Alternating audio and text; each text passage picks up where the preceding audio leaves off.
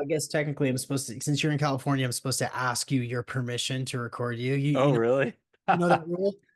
Well, I'm no longer a California resident since we talked. I only visit here part of the year because I kind of grew up here and um yeah, I have a family member that lives here, so I like to come by and visit, but I'm a Montana resident.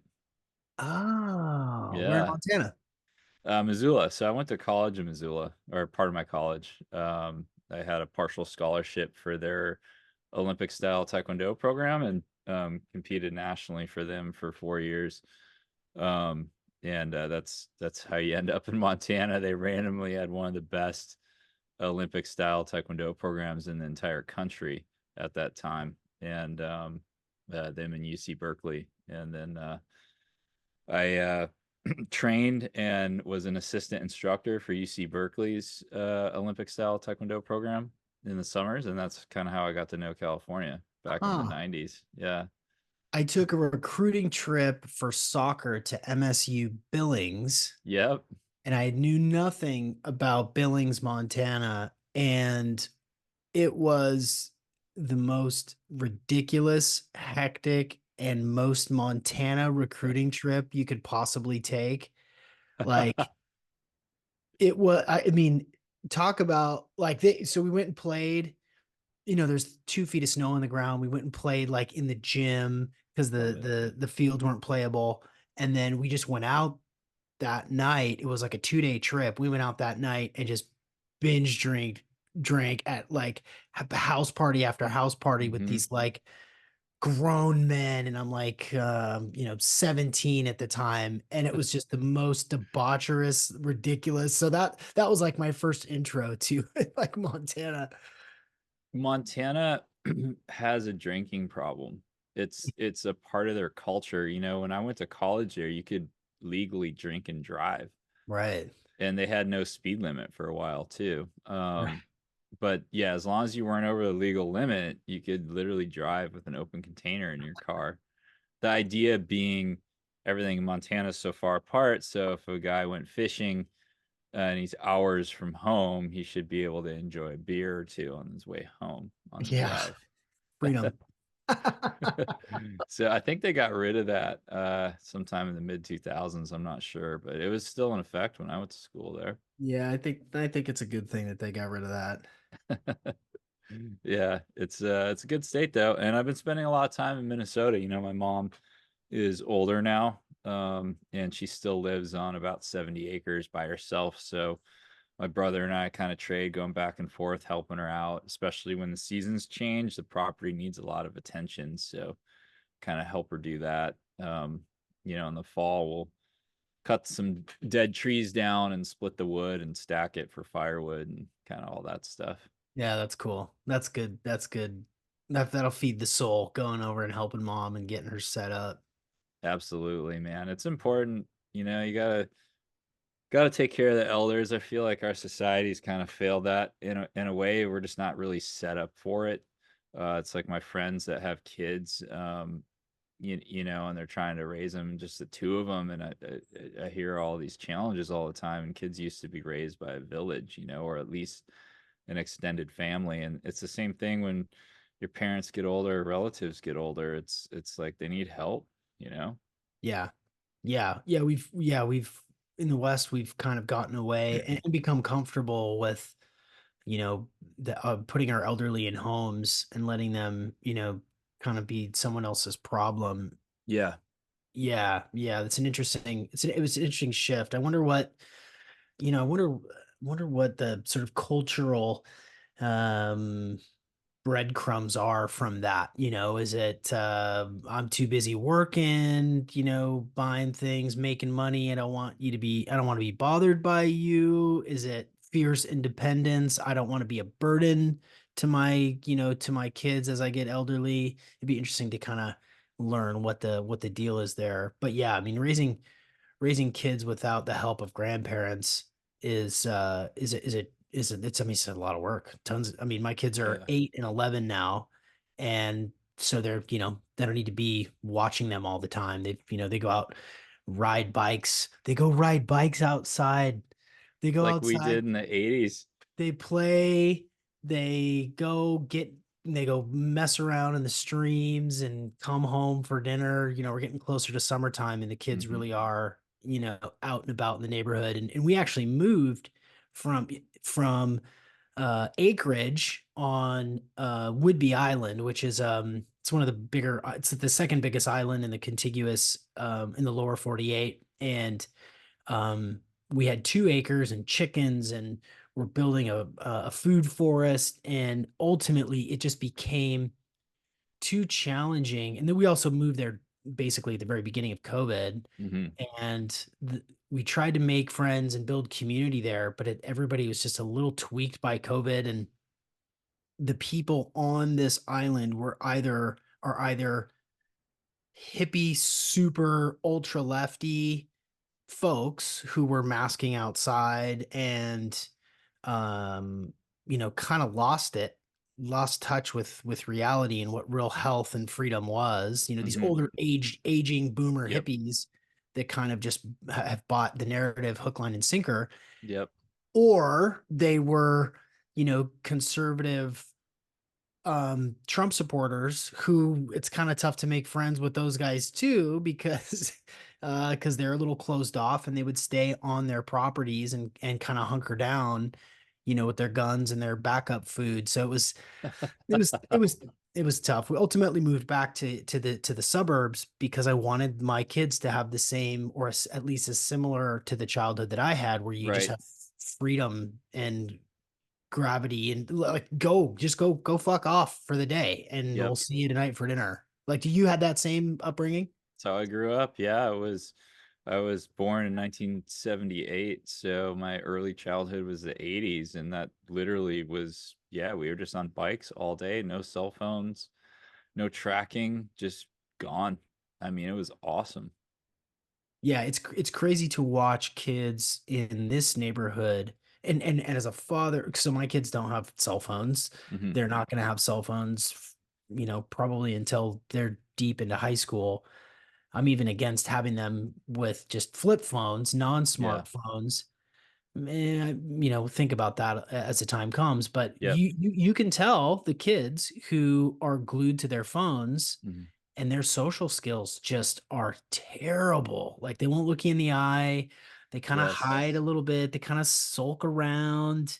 They come over to my house and they know that my house, you can't have your cell phone. So if you come over to my house and you want to jump on the trampoline with my kids, like, cool, but the cell phones come up to the deck and they sit there. If you need to check in with your mom, cool, but there's no TikToking happening at my house with, sixth graders. Not a thing. It's a real problem. It's been a problem for a while. I remember when I had my previous business, I used to own and operate a brick and mortar business here in San Diego, and I became friends with a UCSD economics professor who invited me to give a presentation to his class, and I was like, well, why do you guys even have these presentations? I'm not an academic. And he said, um, we have such a problem with these kids graduating UCSD who they're all based in theory. They can't make eye contact. They have screen addiction. So they're unhireable basically. And they're donors to UCSD, these guys that own these huge biotech companies and stuff were coming back to UCSD and saying, hey, we're not going to give you any more money because the graduates that you were turning out can't even look me in the eye and shake my hand during an interview. And they tell me they have anxiety. And I have another friend who owns a cafe here. And so, in the hospitality industry, there's a lot of churn and people are younger.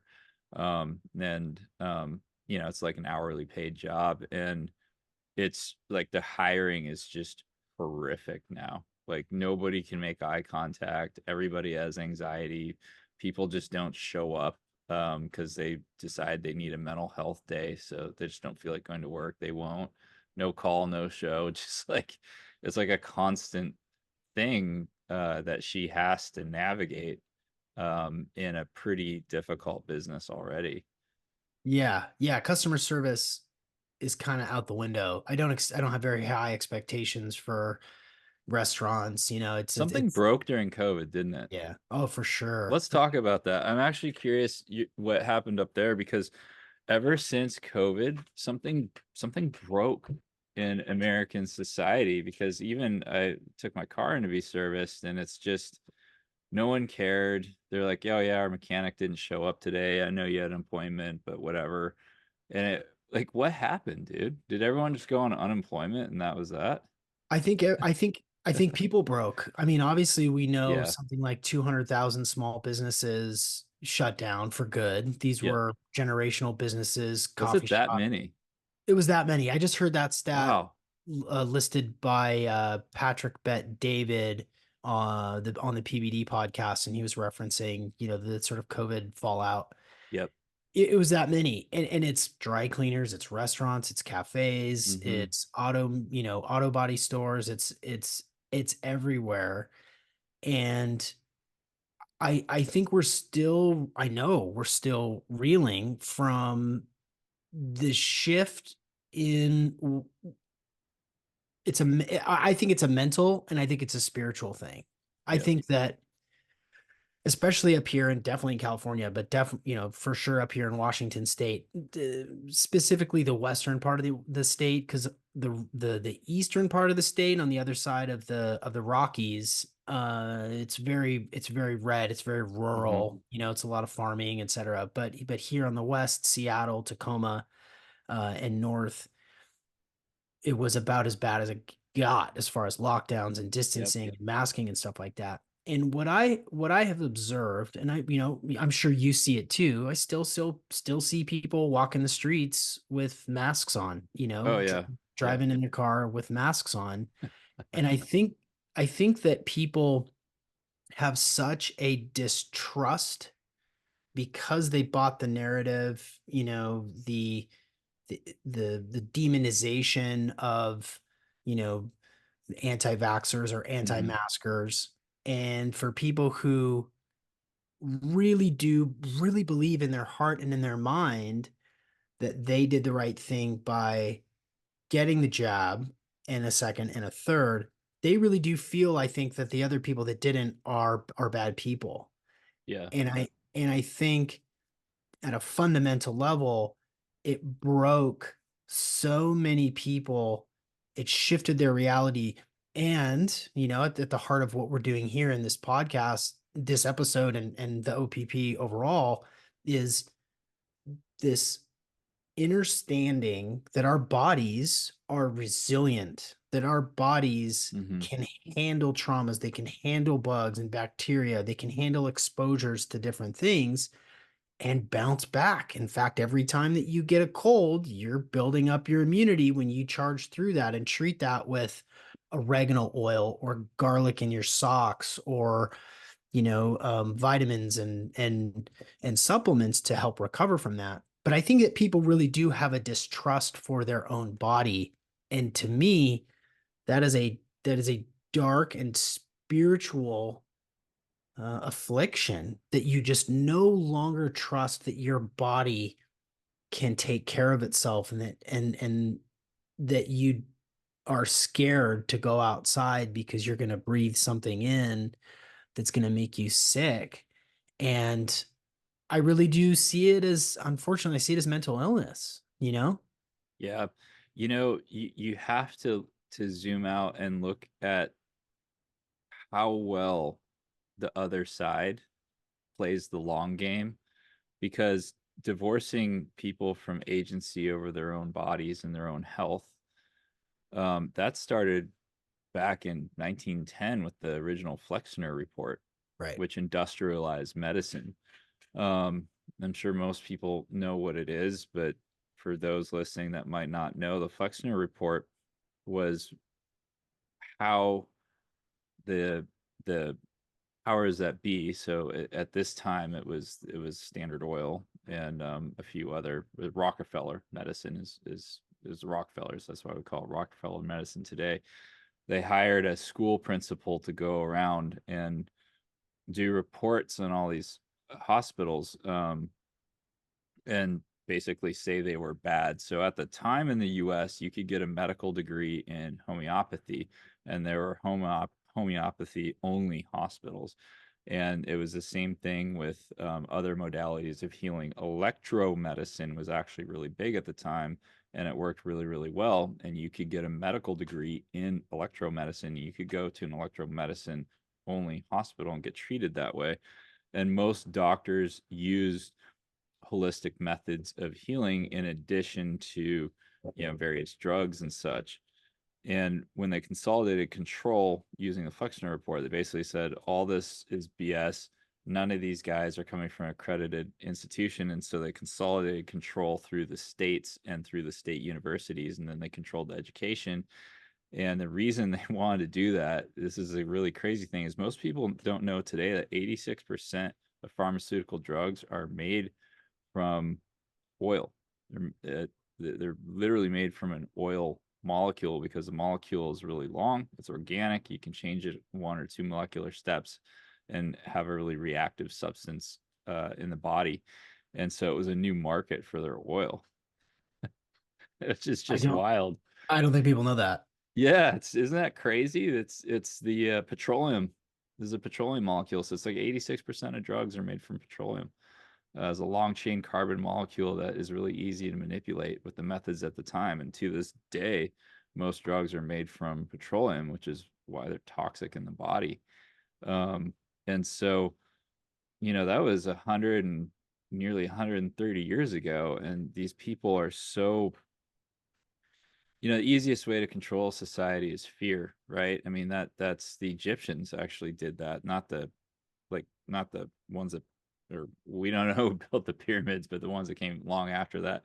They used fear of an invasion to control their society. The Ming Dynasty did that with the Mongol hordes to control their society. And here we have this invisible enemy, germs, that, we're all supposed to be afraid of. And, I think 4 years, 5 years in now, most people are aware of germ theory versus terrain theory. I think you're on that. And then there's the whole viruses aren't real train that I think is fascinating. And I think there's a lot of merit to that. And Dr. Cowan and Andy Kaufman, they've done a lot of work publicizing that. And did you ever read the book Virus Mania, the German book? No. It's amazing, dude. Like they literally, I mean, it's German, so these guys are so hardcore with their research and sourcing. They go through and they empirically prove that no virus has ever been seen in Yeah. anything. Yeah, like the whole AIDS thing, they go through that and it just completely takes it apart. Yeah. You can't isolate it. They've done the tests where Yeah. a sick person who is really struggling, doing very unwell, Hmm. phlegm, inflammation, respiratory, literally they would cough into a cotton swab, Yep. swab that cotton swab into a healthy person's mouth, and nothing would happen. Yep. That I struggle with that, to be honest, because I've interviewed Yep. Alex Zek, Health Freedoms for Humanity. He's got a great podcast. He's full on terrain theory versus Hmm. germ theory. Yep. And I think that some of the data that's expressed in that point of view is really interesting. Um, there's a lot of analogies that you can that they make about like, um, well, I can't think of them off the top of my head, but the fact that they've never isolated it, the fact that they've done these tests like the one I suggested, like literally coughing into someone's mouth and to Yeah. see what happens. And and obviously from a terrain theory perspective, I believe that there is an incredible amount of merit that says if you have a strong, vibrant immune system, you're getting sunlight, you're getting nutrients, you're getting rest, you have love in your life, you're, grounding, you're doing these sorts of, what I consider biohacking. And it's something I want to go into with you a little bit. Then you can handle stuff. You can handle exposures to molds, to toxins, to bacteria, to viruses if they exist. Um, and you will be okay. You will be okay because your body, your terrain, the terrain that you have in your gut, in your lungs, in your face, in your microbiome, that you will be able to stay healthy and fight off whatever that thing is, and you Yeah. will be better for it. And also, I have two kids at home, and I know that when one of them comes home with a cough, that one of them comes home with a fever, I don't I can't help but I can't ignore the fact that it's just a matter of time between when they come home sick, that the other three of us are going to develop symptoms. Now, Andrew Kaufman, might say it could be something else. It's not necessarily a virus that's being passed through aerosolized, breath into the air that you're consuming that's making you sick. He doesn't believe that that's the case. But with my own eyes and with my own experience, I've seen it so many times and so many other people have. But I also believe that our terrain really does dictate how we handle certain exposures. I don't know. I'm on the fence about it, and I don't. I have a tendency to like entertain a lot of different ideas. I mean, I know you and I are the same in this. Entertain a lot of different ideas, as strange as they may sound. That Louis Pasteur was full of shit, and on his deathbed, he's like, "I got it all wrong." So that tells you something, but I don't think that we have the full picture yet. I don't think that we have the whole answer yet. I love it that you have this approach. That is one of the reasons I really look forward to your newsletter, because you're not dogmatic. I think we both know a really good way to generate an audience is be very polarizing. And so you draw a line in the sand and you stay dogmatic to one idea and you just talk around that and you'll magnetize people towards you. It's a more difficult path to walk the middle path, and because it's not as polarizing and it's not necessarily as magnetic to generating an audience. um Without question, um you know Pasteur was a fraud, and he was the early pharmaceutical company's darling, because he really championed germ theory, and so then they created fear, and then they created drugs to address that. um Beauchamp, who Pasteur plagiarized most of his work, was brilliant. He was a genius, and some of his research is still not well understood today. The guy was so advanced. I think the answer is somewhere in the middle. I do like what Dr. Cowan had to say about viruses are exosomes, and exosomes are expressions of a poison cell. So if we look at the polio outbreaks, there was one in the 20s and another one in the 50s.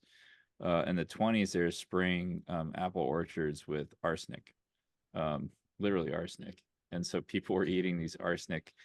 Um, it was like lead arsenic pesticide. It was like the worst stuff you could possibly ingest. And so, where do toxins go when they enter the body? Well, the body needs to protect itself, so it sequesters them in fat as soon as it gets them out of the bloodstream and kind of seals them up. Your nervous system is made out of 70% fat. You go past a certain toxic load, your nervous system's going to accumulate toxins. Lead is conductive. It's going to cause the nervous system to misfire, and then you get the jerky, paralyzed movements of polio, right? And then the one in the 50s was from DDT, which is horrible in the body and works many different ways. And they changed molecule one step to something called 2,4-D, and that is now sold as a Roundup today. It's the most used herbicide, known as glyphosate. So still around, just changed one molecular step. And so to prove that polio, was a germ or a disease, I mean, the story. Cowan goes into detail on one of his podcasts from years ago, but they took like 200 monkeys that were healthy, and then they took monkeys that had polio, and they ground up their brains, and then they open up the skulls of the healthy monkeys and injected like cc's worth of ground up brain liquid into the brain of the other monkey, and then the healthy monkey started to have seizures, and they're like, oh yeah, see, they have polio. Like, come on, man. It's like, it's just crazy. But that is why since the mid 90s there's been a over 400% increase in men with neurodegenerative disorders. So Parkinson's, ALS, they're on the rise, like hundreds and hundreds and hundreds of percent more than it used to be. And the question is why? Why? Right? Well, men have less fat than women in general in their bodies, and so the toxins don't have anywhere to go after they fill up all the adipose tissue with toxins. And so they go into the nervous system, and then these men's nervous systems start firing wrong, and then they have ALS and Parkinson's and these neurodegenerative disorders. And the sad thing is most of these can be fixed with very simple detoxes that in most cases you can do for free or just a few bucks. Um, I do them on a daily, ongoing basis, but our environment is more toxic than it used to be, and it's accelerating. So that is where it's coming from. But I think I really like Dr. Jerry Tennant's book, Healing is Voltage. Have you read that, Sean? No, you referenced it, and I looked it up, but I haven't It's read it. so good. And basically, the human body fundamentally it runs on electrical charge. So there's no chemical reaction that happens in your body without the movement of electrical charge first. And the concept is really simple. Good things donate electrons, vitamin C, fruit, ketogenic foods, they're all electron dense. And bad things steal electrons. So refined sugar, white flour, seed oils, toxins are all electron stealers, lead, pesticides, that kind of thing. And so when you lose electrons, then your health goes down. When your health goes down, then you could no longer, you get sick. So it's actually really simple. I mean, true health is it's really only two things. It's an overload of toxins stealing electrons and a deficiency in nutrients that donate electrons. It's literally it's that. So if you focus on that, for the most part, you're going to be fine. I mean, that's you and I have talked about this before, but vitamin C is a massive electron donor. That's how it neutralizes toxins in the body because toxins are electron stealers. And so I've always this stuff can get so freaking complex and overwhelming and like a lot of my customers, they email me and they're overwhelmed. I'm like, no, we got this. It's simple. Let's Mhm. focus on detox and adding some nutrients that you're probably missing, and you're good. Let's go. Yeah, I want to direct everybody to your previous appearance back in August of 2020, episode 272, Megadosing Vitamin C, a True Panacea. And we covered the vitamin C flush. Mm-hmm. And I'll just sort of share just a quick recap on that. And so okay, so take what Ted's just said and now think about that idea. Well, um Dr. Linus Pauling did a bunch of research, did a bunch of tests, got a Nobel Prize, and understood that if you mega dose vitamin C, your body will take as much as it possibly can. It will use it, it will apply it, it will give you health and vitality through the way it was just described. And then when you have enough, your body say, okay, I'm good. And then you'll have a bowel flush that is exciting, and then you'll be good. You'll be good. So I did this shortly after we recorded. I did and I got up to 24,000 milligrams Mm-hmm. of vitamin C. My wife got up to 28,000 Mm. milligrams before she reached her bowel tolerance. And for the next week and a half, I felt like a kid again, Yeah. like tons of energy, tons of clarity, good mood, less inflamed. I did a before and after picture of that, and my love handles shrunk by, like, I should have done a tape measure. My love handles shrunk, like my posture improved, my skin Mm. looked great. Yeah. And so I want everybody to go back and listen to that because it is really fascinating, and you laid it out so nicely how this stuff works. But yeah, I think we do have a tendency to overcomplicate health matters. And if you're talking to your general practitioner, your Oh God. doctor doesn't know any of these things. And you ask a barber if you need a haircut, he's going to tell you you do. And you ask a doctor if you're sick, he's going to say, yeah, you are. Here, you diagnose and prescribe or operate. That's how they know how to treat things. My aunt died from that a couple years ago. Now, to be fair, she was 86 and she'd had cancer 4 times. And she just was of that generation that really trust doctors. You know, doctors in her era, when she grew up in the 50s and 60s, they're a big deal. They're really respected. Um, and she kept going in for some, I don't know what it was, but she just would go to the doctor all the time. And this was during COVID, and so every time she'd go in, they'd vaccinate her, and we kept telling her not to do it, and they kept giving her a COVID shot, and it gave her turbo cancer. She's dead in Mm. 3 months.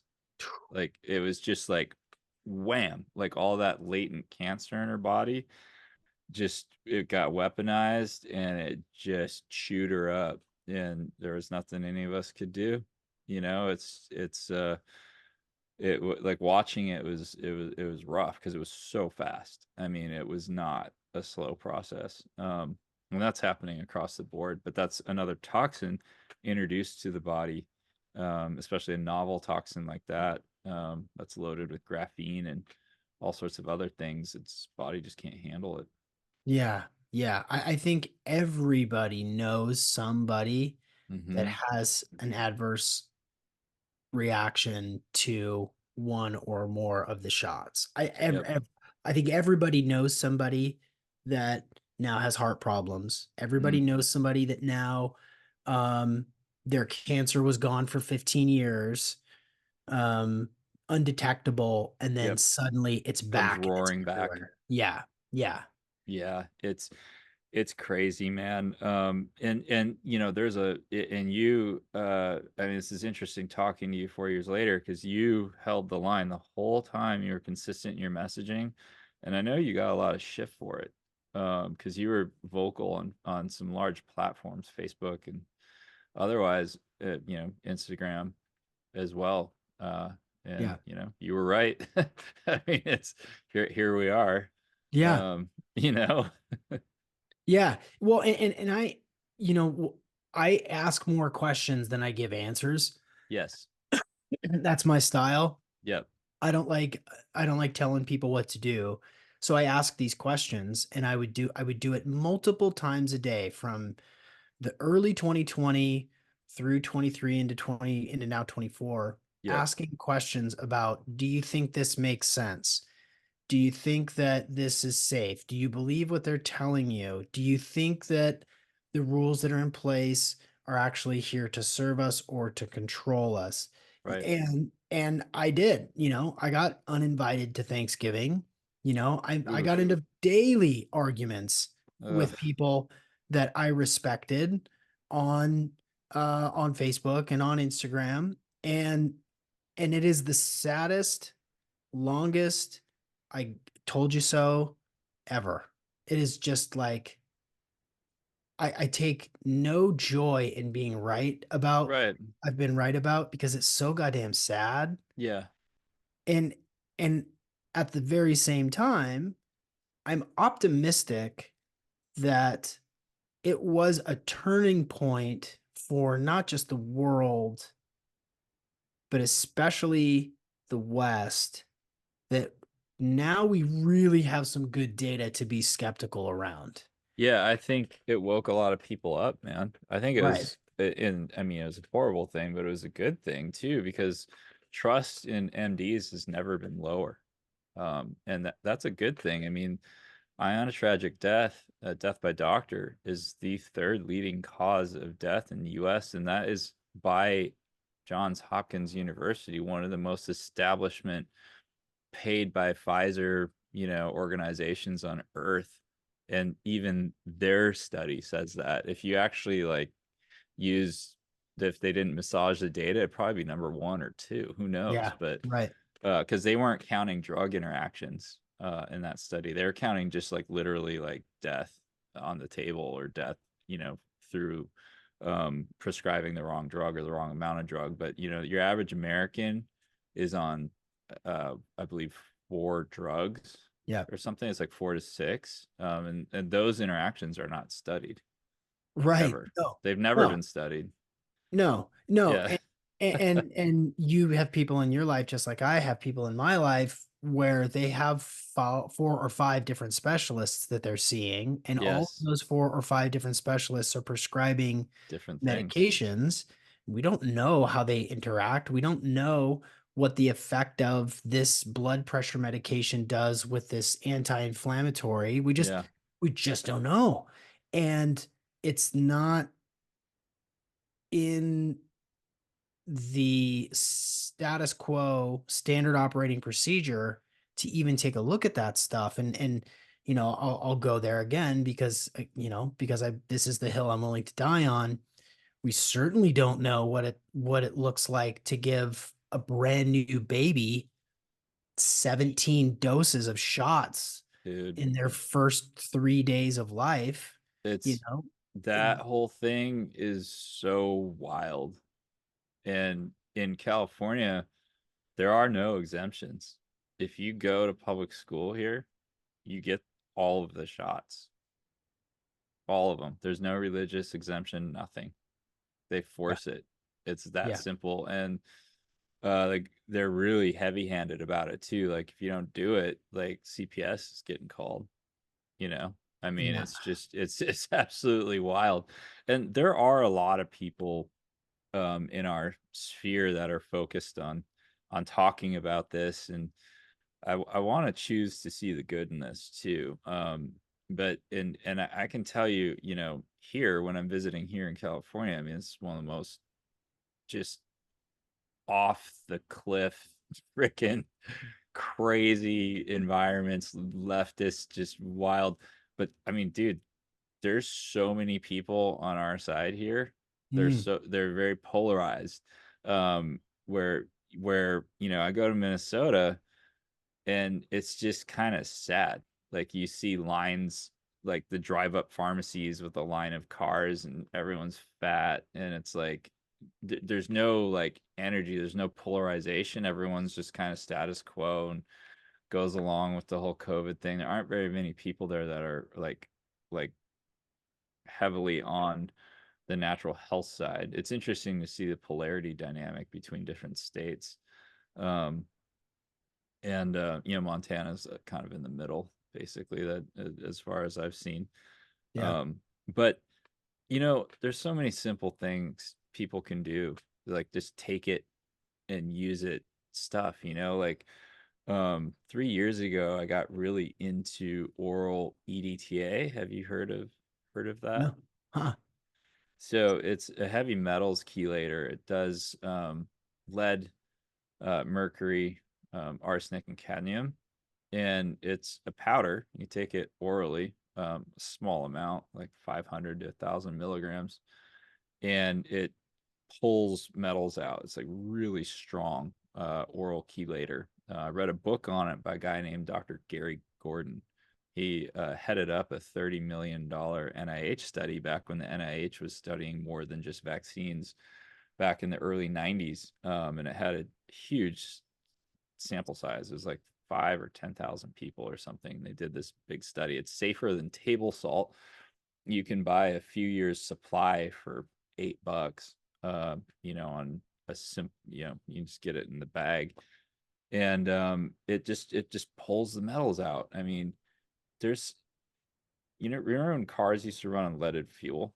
yeah, Like lead's an element, it doesn't break down. All that lead's still in our environment, it's just in everything. Airplanes, jets specifically, they burn leaded fuel, so that rains down in our atmosphere constantly as jets go by. And so we always have lead, mercury's in a lot of stuff, cadmium, arsenic. I mean, it's everywhere. And so for a few bucks or like pennies a day, you can, I take 1,000 milligrams a day at night, and it just chelates all the metal out. And it just, What does it feel like? um, my first 2 weeks, I felt a little tired. So it was like a very mild Herxheimer reaction, because it's a very aggressive chelator.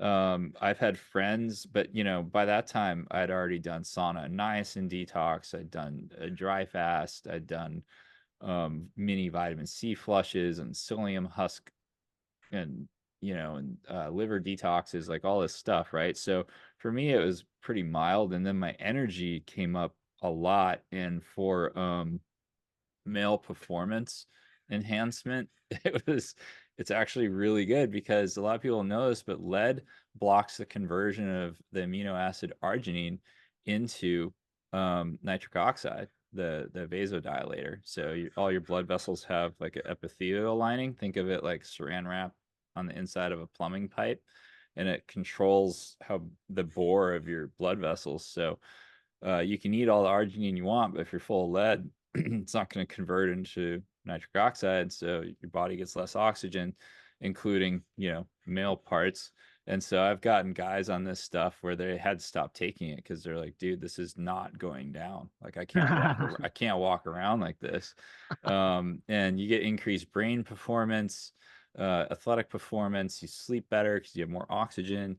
um, it's this whole thing, and nobody knows about it. And the only reason that we can buy EDTA without a prescription, because this was originally a drug. It was used in World War. It's made from white vinegar, by the way. It's Hmm. an amino acid.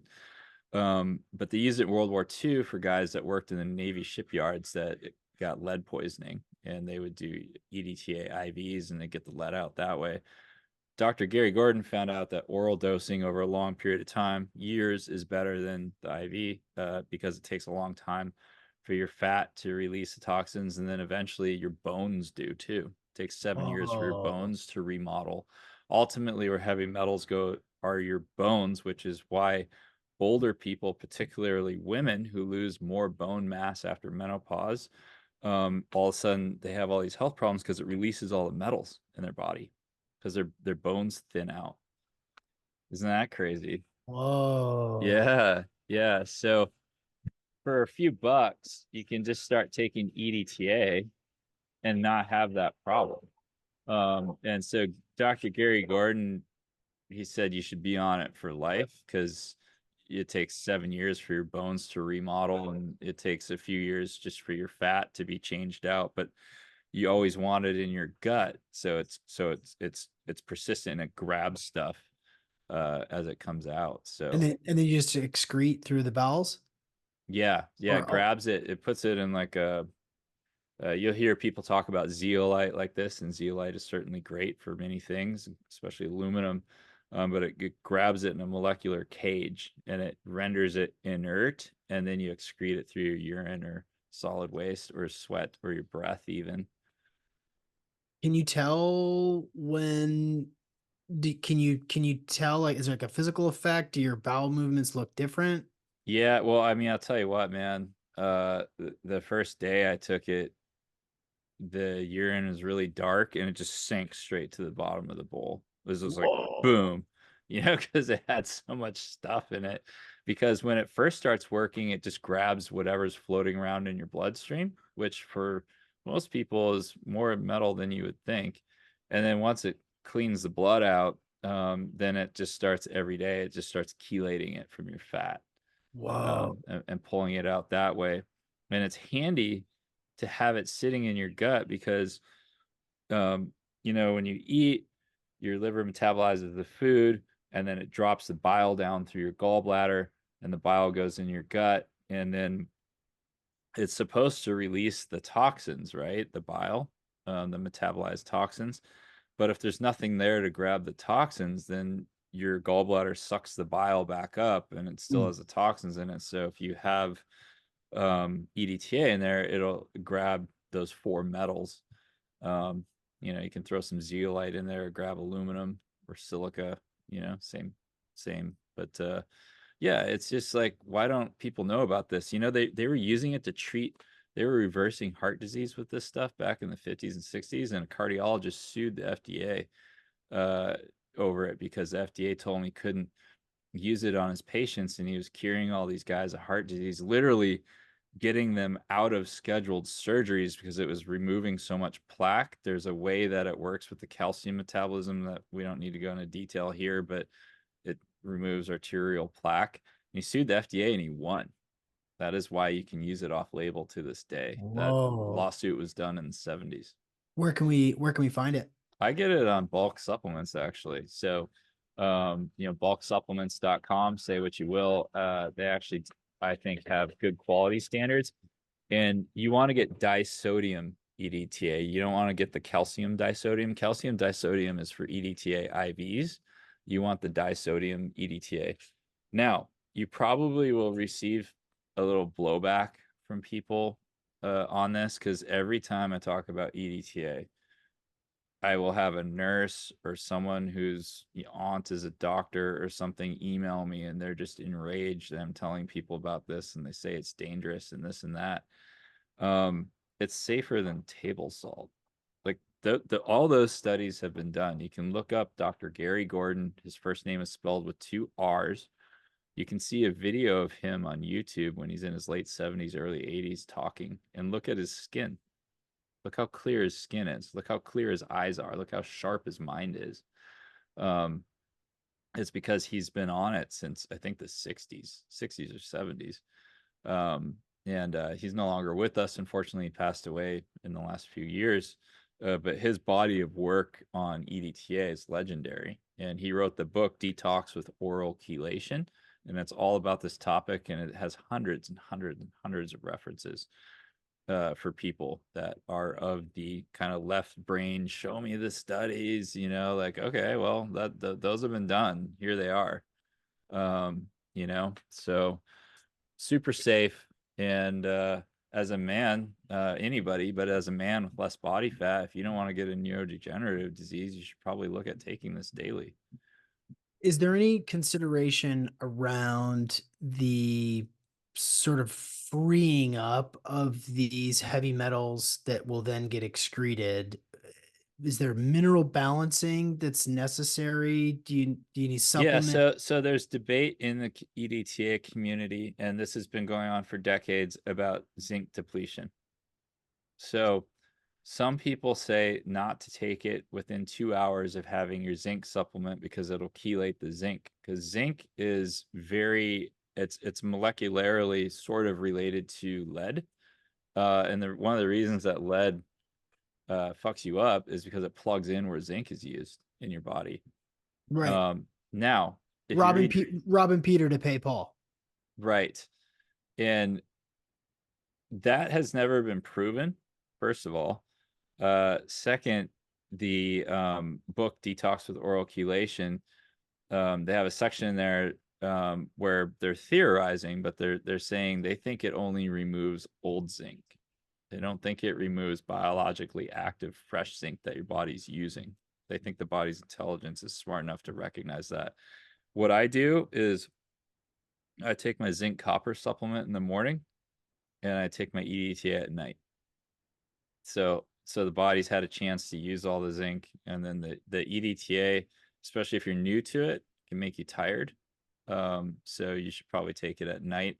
I have a friend of mine that she got started on it probably about 7-8 months ago, and she's pretty challenged. She grew up in an area where there's a lot of silver and gold mining, and they use mercury there, and so the air, water, soil is contaminated by mercury there.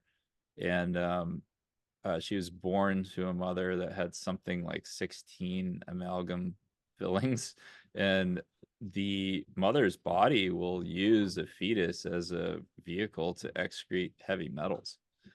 Oh. And so she was born with heavy metal poisoning, essentially. And she had quite the detox effect for about a month. She couldn't take anywhere near a gram. She couldn't take 500 grams. She had to take it down to 250 milligrams. It's actually a really small amount. But this is a really biologically active substance. And it's exciting because you know, my life, my responsibility, and you can't trust doctors. No doctor will ever tell you about this. You know, you go in as an older man in his 60s with ALS, they're going to tell you there's no hope. You're going to be a prisoner in your own body, and they'll put you on toxic drugs, and that's that. It doesn't have Mm. to be that way. Yeah, what I'm something that I'm finding as I get older is definitely in the last 4 years with cancers and Hmm. heart issues and stuff like that, is that I just am aware of more people who are more sick, more seriously sick. Hmm. And everybody experiences this as they age. But to get a phone call like I got maybe 3 or 4 months ago with a friend of mine who's like, "Hey, you're the biohacker dude. I need some resources and some ideas. I just got diagnosed with ALS. Yep. Um, kind of ideas you got for me?" And I said, "Give me a half a day and I'll send you 17 different things."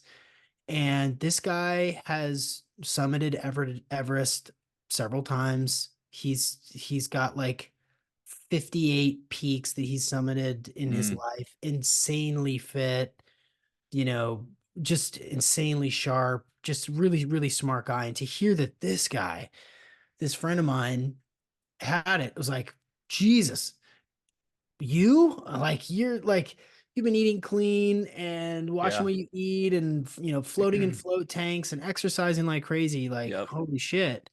And so it's nice to know. And that's why we're talking, is because I want to hear this stuff. I want to pick your brain on some of these um these hacks, these supplements that you found, because you really made it your life to 100%. explore this stuff. Yeah, 100%.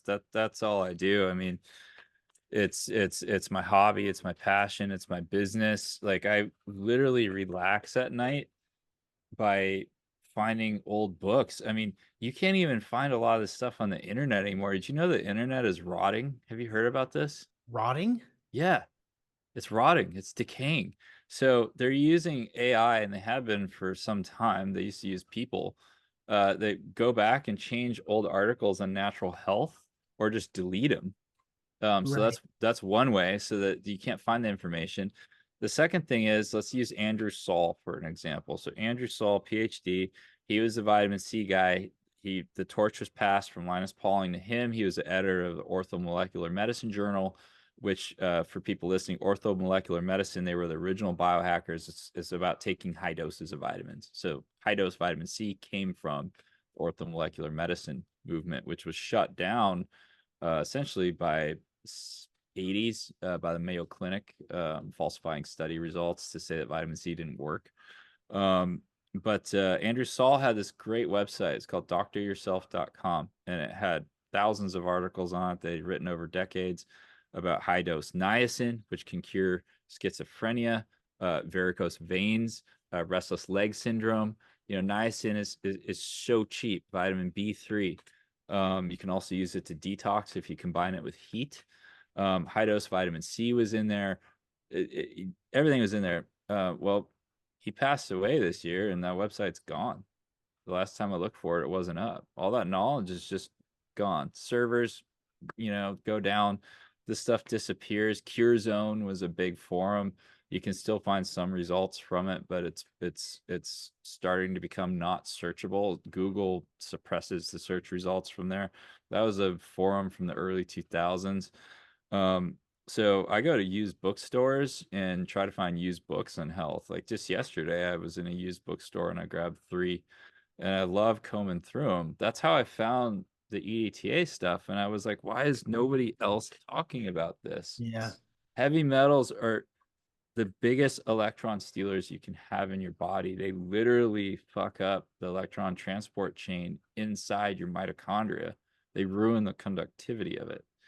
And so if you can correct that problem, you're going to liberate a lot of energy that your body can then use for other things, like being in a better mood, recovering better from workouts, like having more balanced emotions. Like so many people are so frazzled all the time because they're so inflamed, and they have low mitochondrial energy. Yeah. Yeah. So Well, and that there's a lot there.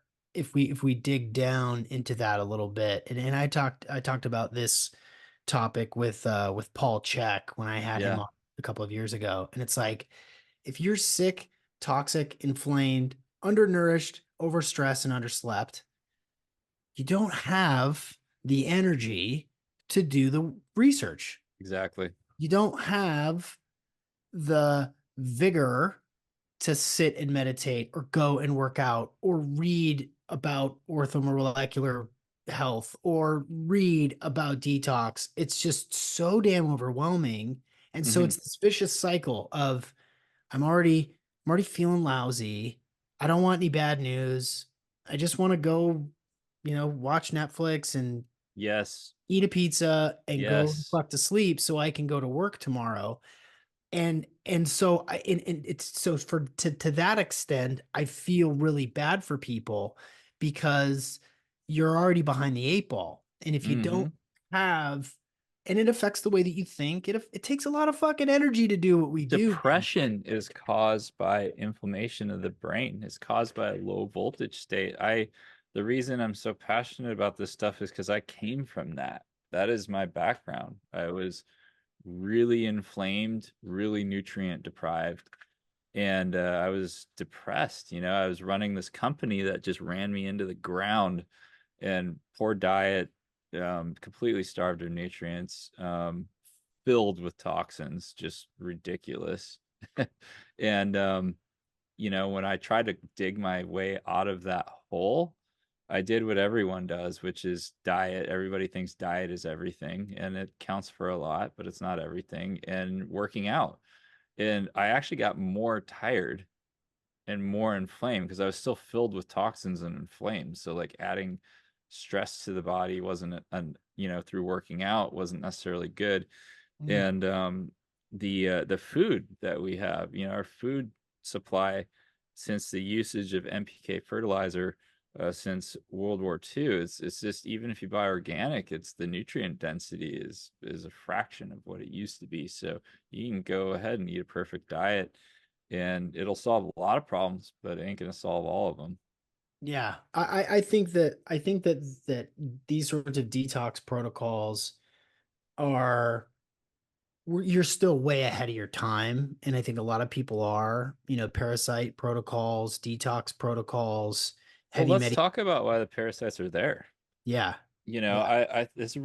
I love it that you brought this up because I've been thinking about that a lot. Like parasites, bacteria, they're the cleanup crew, man. Mhm.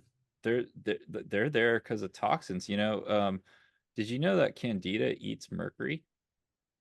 No. Yeah.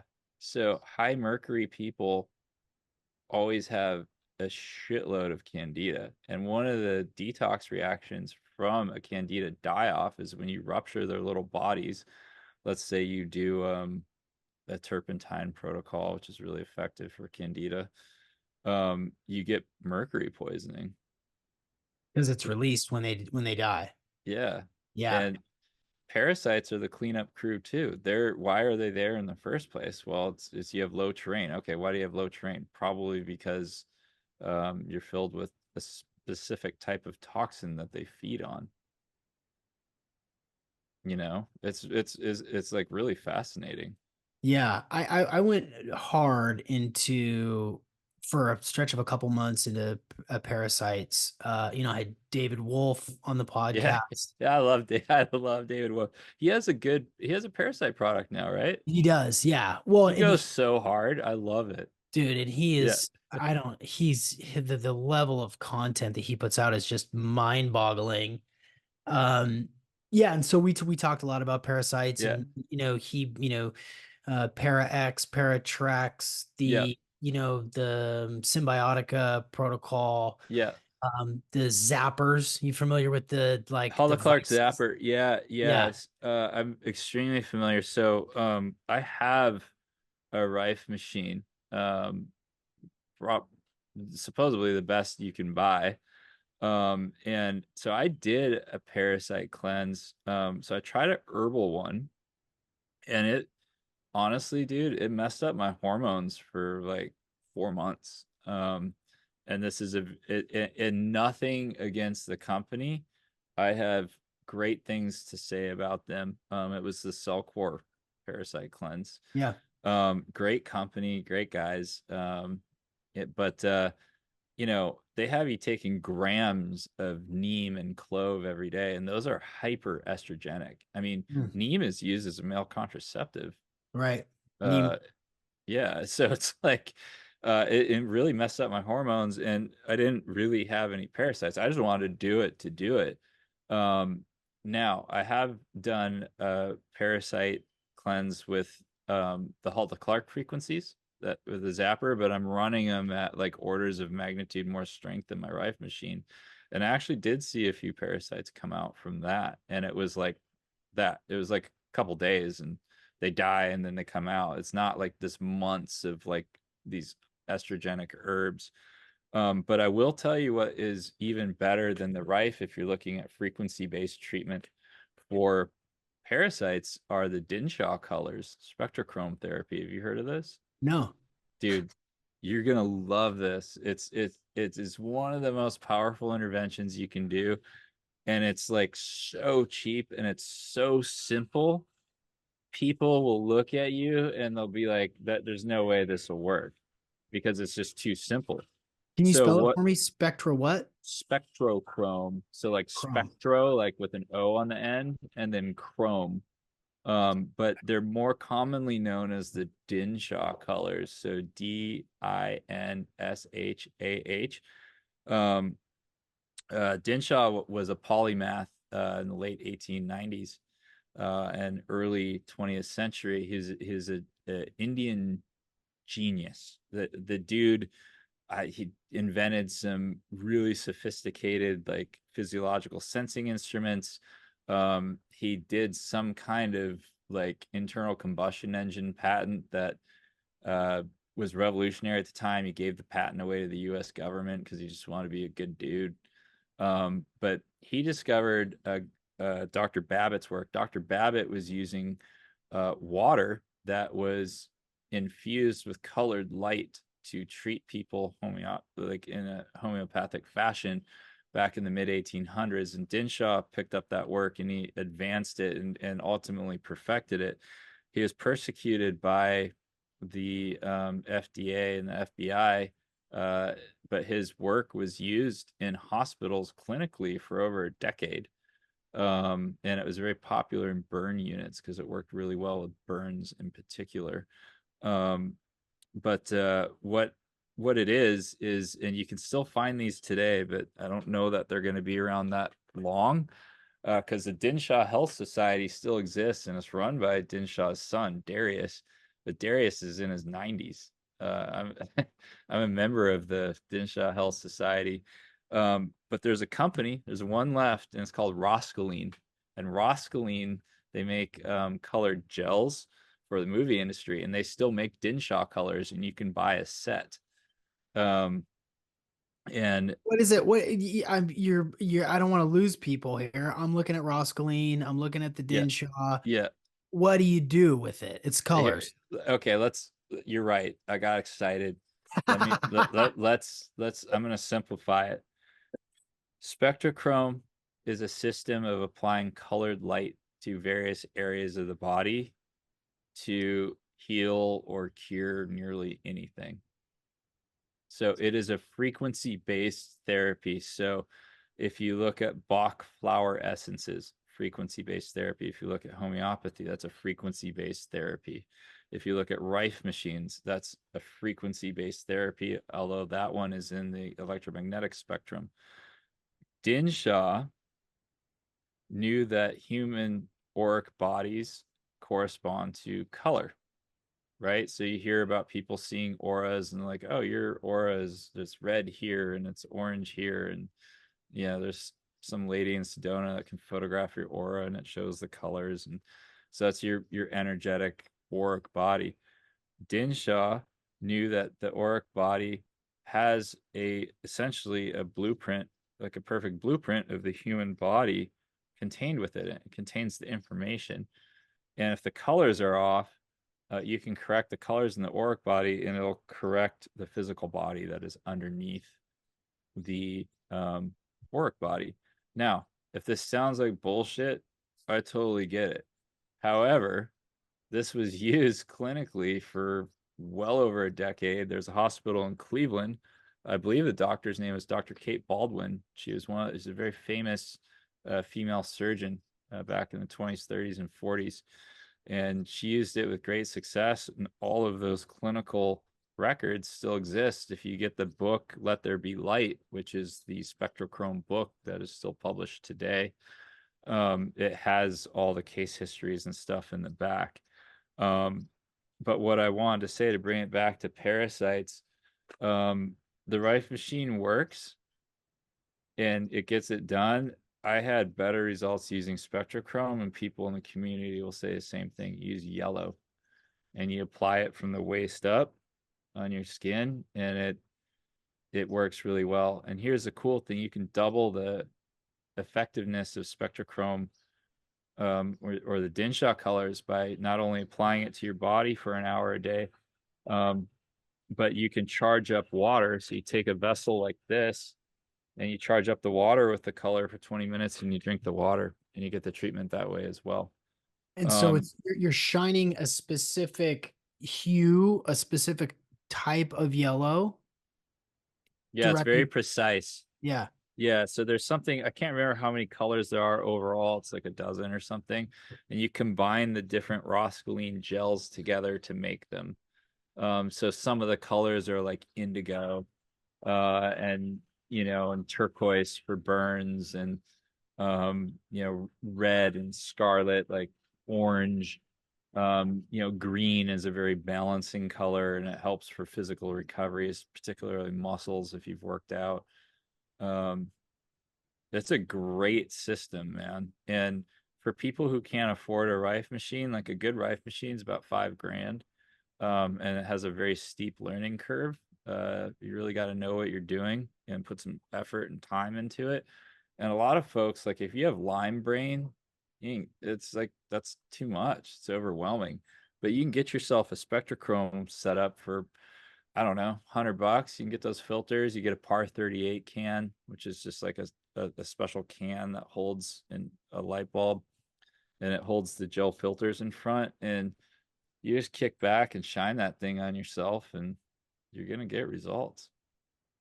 So what you so you used it specifically for parasites? That's how you were I introduced. use it for everything. But yeah, I originally was fascinated. I went through a heavy parasite phase like you did.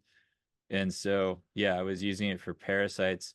It has some really good emotional treatment colors. Magenta, for example, is very good at like harmonizing emotions. So if you're going through like a very stressful period, or like you find yourself like just kind of frustrated or irritable, you can just do magenta, and it's like boom, it just like harmonizes it. Green I've used for muscle recovery after workouts. Hate to say it, but now at age 46, like I have noticed my recovery does take a little longer. Nothing Mm. crazy, but I could use a little support, so I use green for that. Um, And just yeah. I'm going to stop you because told us your age twice. For those of you watching on YouTube, you can see Theo, you can see Ted right now.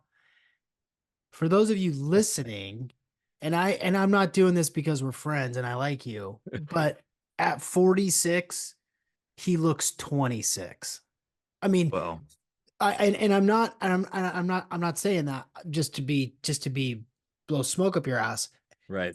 46 walking around looking 26, like legit for real. And that, I know you know that, and I know that you get that a lot, but it must feel good that your skin doesn't lie. You know, your Yeah, it skin. does. It comes down to the skin. You're right, because if that Gary Gordon video is still up on YouTube, the EDTA guy, and he's in his late 70s or early 80s, if you look at his skin, you're like, whoa, okay, like that you need to get the heavy metals out. They're very aging. And I would contribute the skin aspect to the heavy metals removal. You think But so? Yeah, absolutely. And I've been one meal a day since 2008. I think that's the other thing. Okay, let's talk about your nutrition then. What do you do? Dude, I like you, I've done it all. I Yeah. did paleo, I've done keto, I've done I was carnivore just to try that out and see what the fuss was all about. Um love that community, by the way. They're such savages. Yeah. It's just but nowadays I follow a Weston A. Price style diet. And that's pretty much it. I very rarely eat out. It's really difficult to avoid seed oils, even Yeah. if you go to a quote unquote healthy restaurant. And seed oils, once they get incorporated into your cell membranes, it take 2 years for your body to remove. And Dr. Jerry Tennant, Healing His Voltage book guy, he talks about this. Like it's the seed oils are like the equivalent of wrapping your cell in saran wrap, like plastic. Like they can't breathe because it's an electron insulator, and so the cell respiration back and forth, the flow of electrons across the cell membrane, which also means the flow of nutrients across the cell membrane, it doesn't work that well. And so, like, not to be like crazy about it, like I don't want to have orthorexia. I'm not one of those guys, but I will do nearly anything to avoid seed oils. Most places you eat out, they have seed oils. So I cook at home most of the time, and it's a Weston A. Price style diet, which is not really, I don't feel restricted in any way. So like what sort of foods do you eat day to day? I'm very high on the protein, because if you're, especially for men over 35, you do require a lot more protein. So I eat a lot of meat and I eat a lot of fish. Marine foods are the most electron dense foods on Earth. So every day I have smoked oysters, in the can. It's like one of the best hacks, dude. I don't know why more Yeah, people don't do that. love them. And every day I have a can of anchovies. Um, it's once you get past the appearance and the smell, it's good, but you get all that DHA, which is a organic semiconductor. It's an electron conductor. It's really good for your brain. And then when I'm in California, I buy and eat a lot of fish. You can buy it directly from the fishermen here. Um, for really good prices. So I'm always doing that. And What about you ever get into raw milk? yeah, I have raw milk every day. I buy it in a glass. There's a place that sells it in glass here. That's a weird thing about California is you can buy raw milk in the grocery stores here, and they allow it. But when I go back to Minnesota or Montana, you can't buy it. Which is so backwards when you think about it. That's weird. Of all the cows in Minnesota, and they won't allow you to drink raw milk. Yeah, yeah, it's weird. Raw milk heals. I mean, Sarah Fallon Morell, the famous Weston A. Price cookbook, and she heads up the Weston A. Price Foundation. She's always talking about raw milk. So raw milk, raw cheese, fish eggs when I can get them for a decent price. Um, occasional organ meats, liver and such. I don't eat it raw. I found that it worked better in my body lightly cooked. Has that been your experience?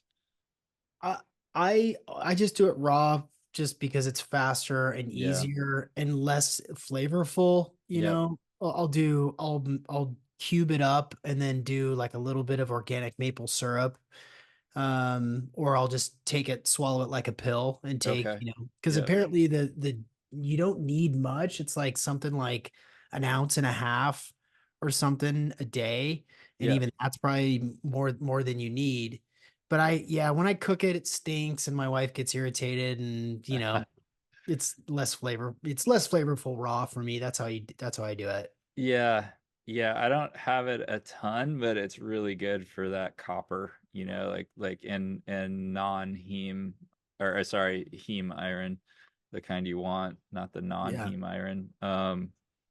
But yeah, I mean, it's like my macros are, it's pretty basic, man. I do I focus more on micronutrient replenishment.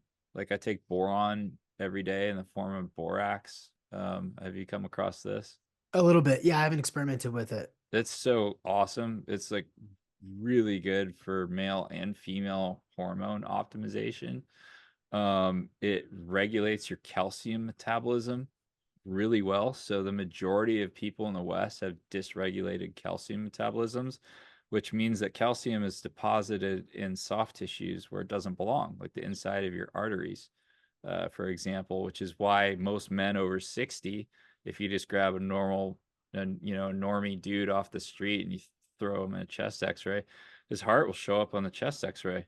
It'll be white from all the calcium in it. Hmm.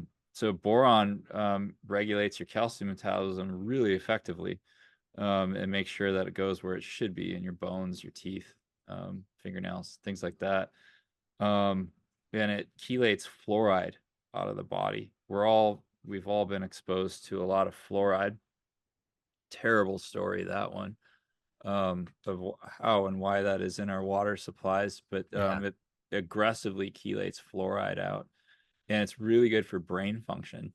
You know, and I literally take it as straight up borax. And the reason why is people freak out. They're like, "Isn't that a laundry detergent?" Well, yeah, it is, because it's like it's an electron donor, so of course it works really well to clean your clothes.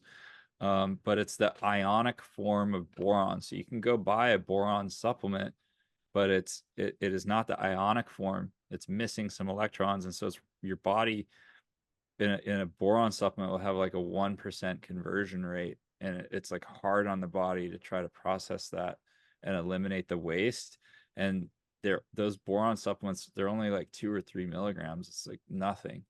Where borax, realistically, you need 30, 50, 100 milligrams a day. I mean, an apple pre-World War II had anywhere from 14 to 35 milligrams of boron per apple. Now they don't. Whoa. And where do you get your borax?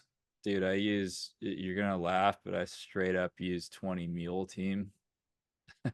Wait, what's 20 meal team? That is that's the borax it's harvested in the Mojave Desert in California. It's been since the 1800s. Borax cures arthritis. That was the whole. Do you know the whole borax scandal in the 80s? No. There's a guy named Rex. Can't remember his last name. He's in Australia. He's a botanist, and he knew that plants grew better on boron, and he also knew that he lived in a boron deficient area in Australia, and so he started studying boron, and he found out that boron helps produce more synovial fluid in the joints, the Uh-huh. lubricating fluid, Uh-huh. and that it also regulated the calcium metabolism. And he had a theory that arthritis could be reversed by taking in more boron, because he looked at Jamaica, which has almost no boron in the soil, and like even the dogs limp in Jamaica because everybody has arthritis in Jamaica. And then he looked at Israel, and arthritis is it's like unknown in Israel, because they have extremely high boron concentrations in their soil. Um, and so he started taking borax, and he reversed and cured his arthritis. And so he started making these borax tablets. They're super popular worldwide. And Rex, not knowing what he was doing and being too trusting, he went to a pharmaceutical company and he said, "Hey, I'm doing 15,000 units a month. I can't keep up anymore. Do you guys want to go in business with me and manufacture these? And I'll give you half the business, whatever." And they put him in prison, dude, for that. They literally put him in prison, and they destroyed all of the product. And then because of that, when you go buy borax in a store, it'll have these huge red warning labels on it, say danger, do not ingest, and all this crap. But if you go to a good company like Mountain Rose Herbs, most people know Mountain Rose Herbs. They're the largest organic herb supplier online, and they're super clean sourcing. They're up your way, I believe. Hmm. They sell the quote unquote food grade borax, and they don't say anything about why you would possibly order this, but they sure sell it. So for people that don't want to go to their hardware store and get 20 Mule Team, you can get yourself some off of Mountain Rose Herbs there. Oh my goodness. Yeah, I mean, think about it, dude. Like the number one killer of men in Western society is heart disease. What causes heart disease? Dysregulated calcium metabolism. Should you be taking vitamins A, D, and K to regulate your calcium metabolism from whole food sources like raw dairy, raw butter, um, cod liver oil, stuff like that? Absolutely. In addition, I take borax because I want a very regulated calcium metabolism and I want dense, hard bones, man. This stuff gives you really dense bones. I'm like, you know how many I have? One, two, three, four, five, six. I have 11 tabs open on my browser on my DuckDuckGo from trying to keep up with all these references. Dude, you know what gets me excited is I love the fancy biohacking stuff too. Like I love it. I just bought a flywheel trainer. It's crazy. But the thing that gets me going the most is cheap, effective, practical, time-tested stuff like this. Yeah. People that mined borax in the 1800s in California used to drink borax tea for their arthritis, and it cured it. That's What been is it? known. What does it taste like? So that's an interesting question. And the reason why is the more deficient you are in it, the more you taste it. So Oh, people that are severely deficient, it tastes like fish. People like me barely taste it. It's like kind of musty a little bit. I just throw nowadays. I just use a pinch.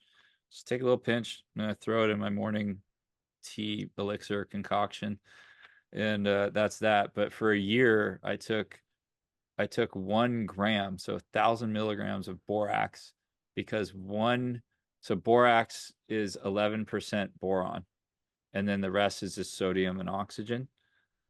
So that was, yeah, so 1,000, that's like 100 milligrams basically of boron. But I've been exposed to a lot of fluoride. I've always had drinking filtration, but if you shower in a shower, you're absorbing all that fluoridated water and it doesn't even have a chance to go through your liver. It just goes straight in your bloodstream. It's actually worse than yeah. drinking it. So Right. I've been working on chelating that so we can open up that pineal gland, man. Yeah, Let's buddy. I went to I went it's my son has I think it kind of goes back to his C-section delivery, mm, traumatic birth, yep. um triple cord wrap. Oh, geez. His umbilical cord was 3 feet long. Whoa. And there's, myth and lore around, super long umbilical cords and extrasensory abilities and intelligence and so forth. And Yeah. so I like to tell myself that he's gifted because when he was born, they were like, this is the biggest one I've ever seen. Like Right. Yes. they pulled it up off the table and it was massive. So he had a triple cord wrap.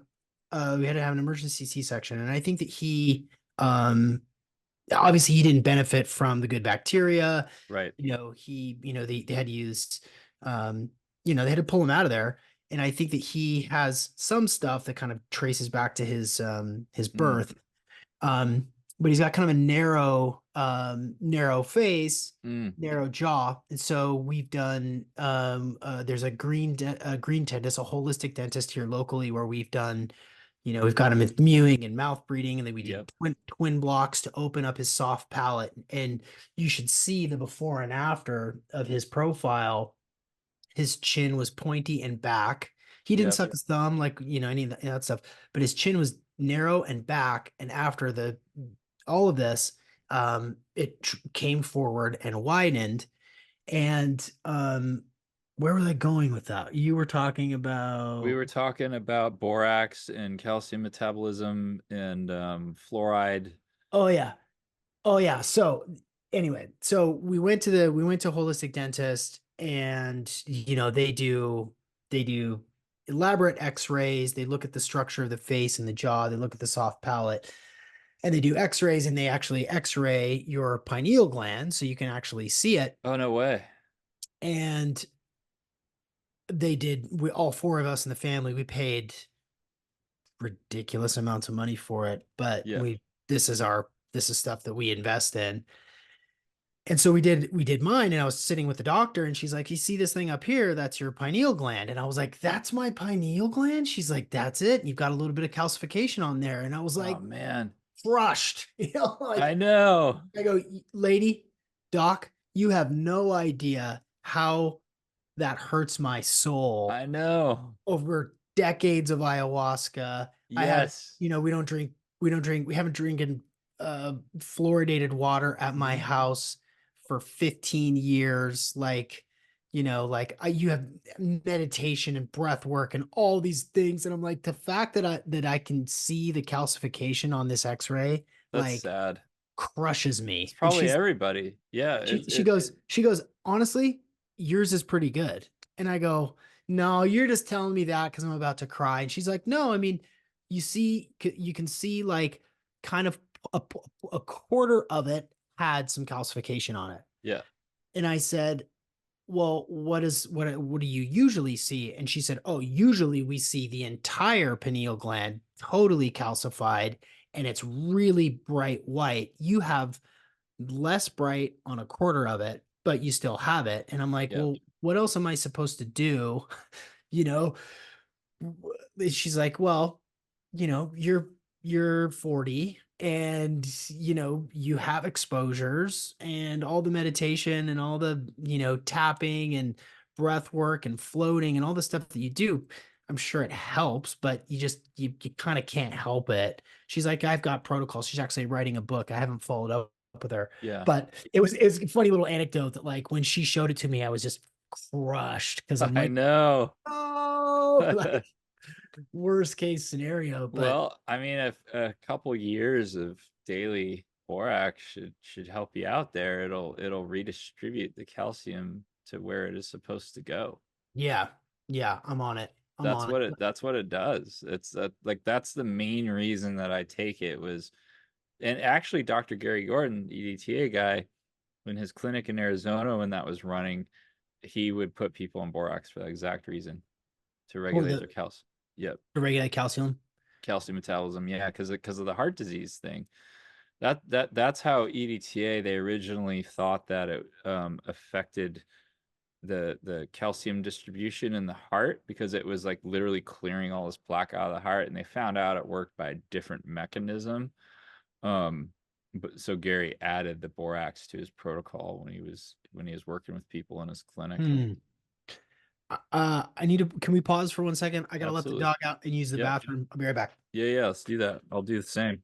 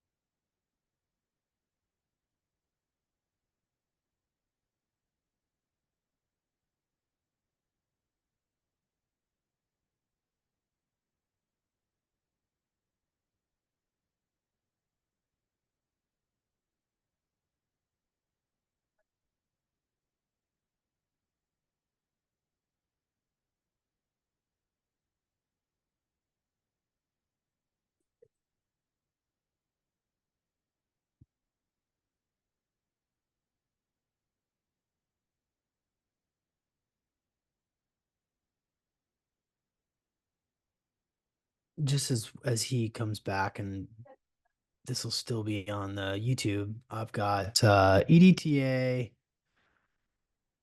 borax, Gary Gordon,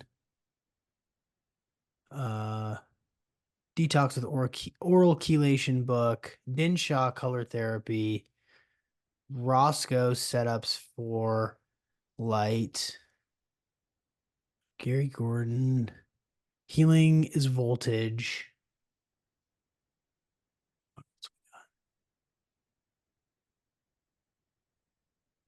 that's it for now. Lots of stuff.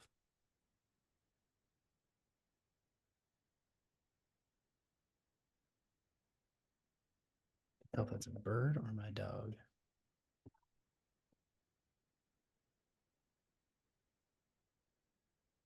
It's a bird.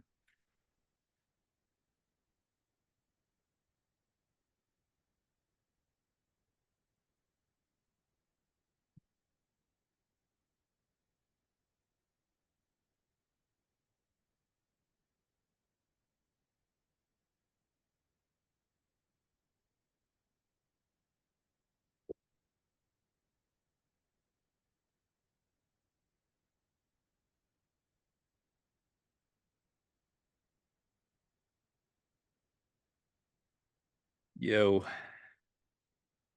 It's so many things here. So many things that you just delivered. You just delivered. And this is exactly the conversation I wanted to have. dude, I love the obscure, practical, It's inexpensive stuff. Like that's that's my jam, dude. that's clear. That much is clear. I And feel like you're beating the system. Do you know what I mean? oh yeah.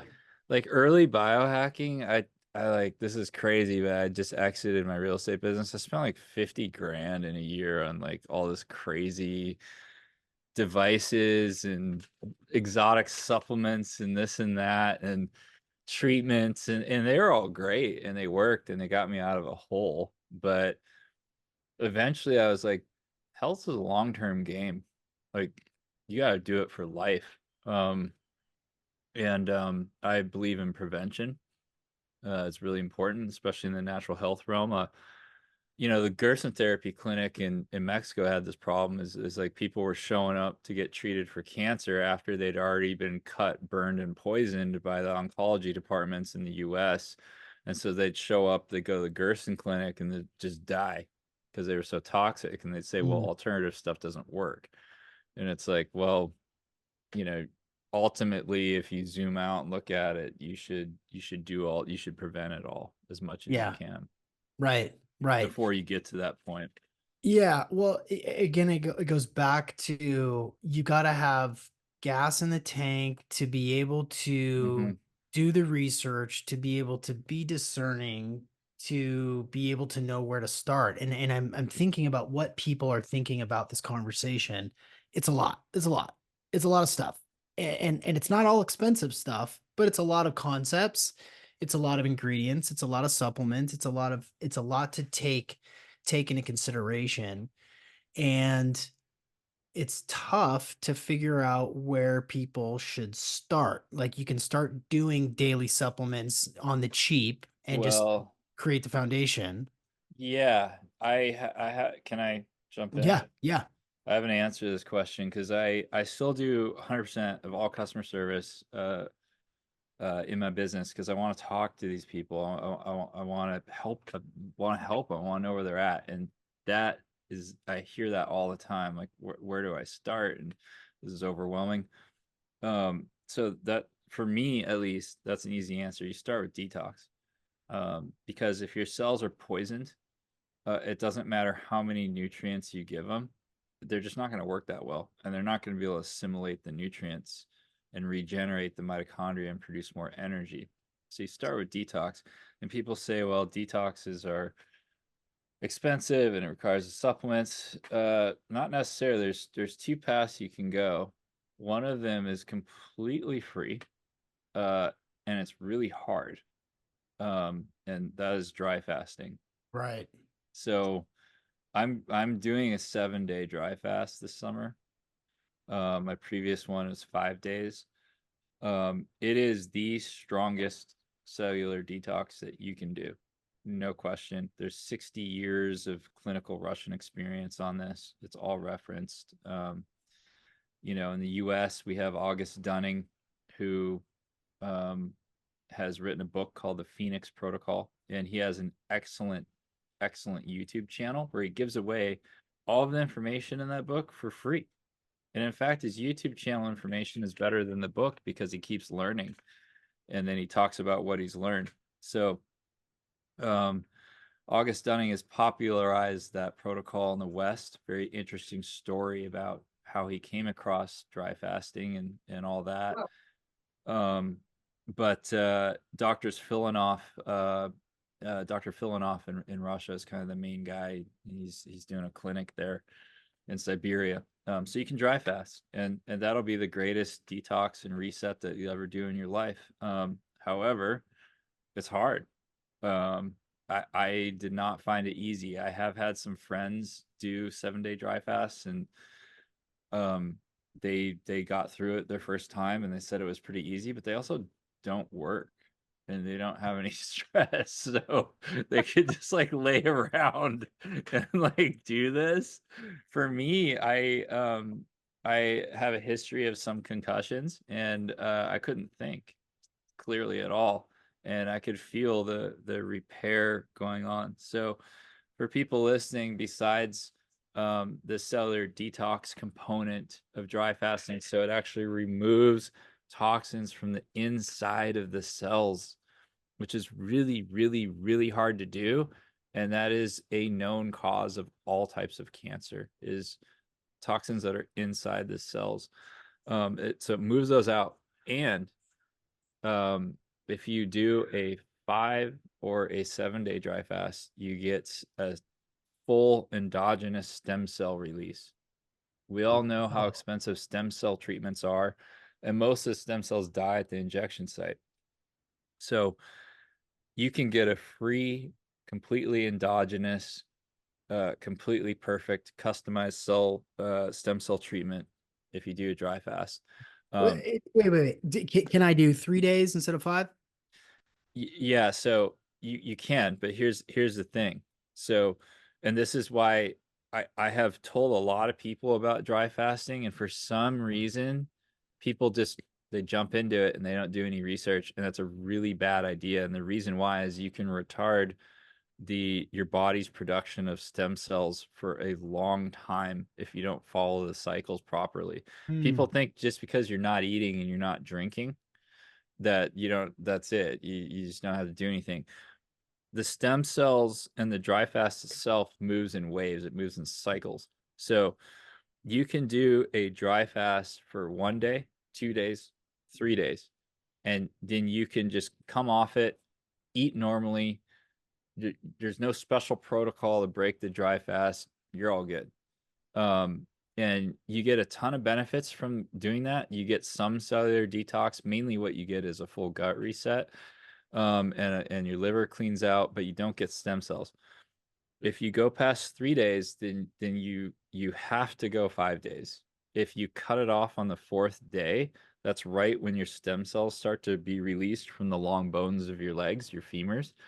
They start to be released out of their niches there, and if you break the fast, then you stomp on that process and then they pull back, and it's like this whole weird thing that is not good. It takes them like 6 months to recover from that. Whoa. So if you go past 3 days, then you have to do 5 days. If you do 5 days, you get one wave of stem cell release.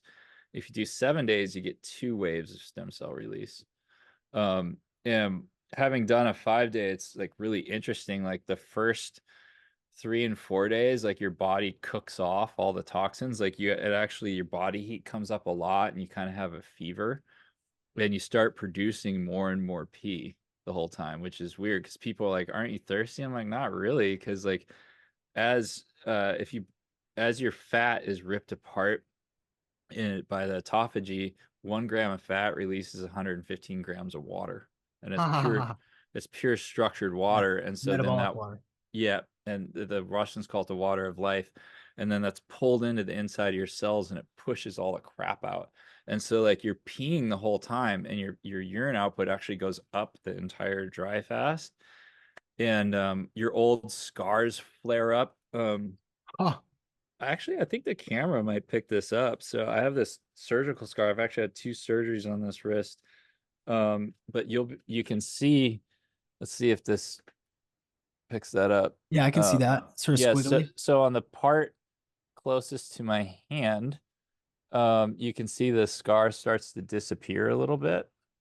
And this flared red, bright red, and it hurt like hell for a few days. And it's because autophagy was so aggressive, it's going in there and it's tearing apart the scar tissue and using it to fuel my body. So it tears apart fat, it tears apart scar tissue. If you have cysts or parasites, they're absolutely shredded and annihilated. And so that's the first part. And then second part, you get cellular detox. Third part, you get stem cells if you can do it long enough. In Russia, if you have like a terminal condition, like let's say blood cancer, you'll do 11 days dry fast. World record's a month. Who did that? Dr. Filinoff. Yeah. But So the what Russians found there is no benefit past 11 days. what's the name of the book? Is it the August Dunning book? Yeah, Phoenix Protocol. So in English, there is not very much information. Um, there's one new guy that popped up recently. I can't remember his name, but he's got a website. But Dr. Filinoff's work was translated into English. So if you look up like Russian method of dry fasting or Dr. Filinoff, it's Filonov. You'll see like what's like in Italian and English. So you can buy some of his books in English. I did and just downloaded them, and I really enjoyed his research. Um, like August Dunning's work is based on Filinoff's and one other Russian guy. I think Shenikov was the other guy. Um, but August YouTube channel is great. I mean, it's just, and you know what's interesting is I haven't been on his channel for a while, so he has a lot of new content. But when I started following him, he had about a year's worth of content, and his videos are really short. They're like 2 minutes, 3 minutes, 5 minutes. So I was on this really long flight. So I downloaded all of his YouTube videos and I watched the first one to the end. I watched them on like 2x speed.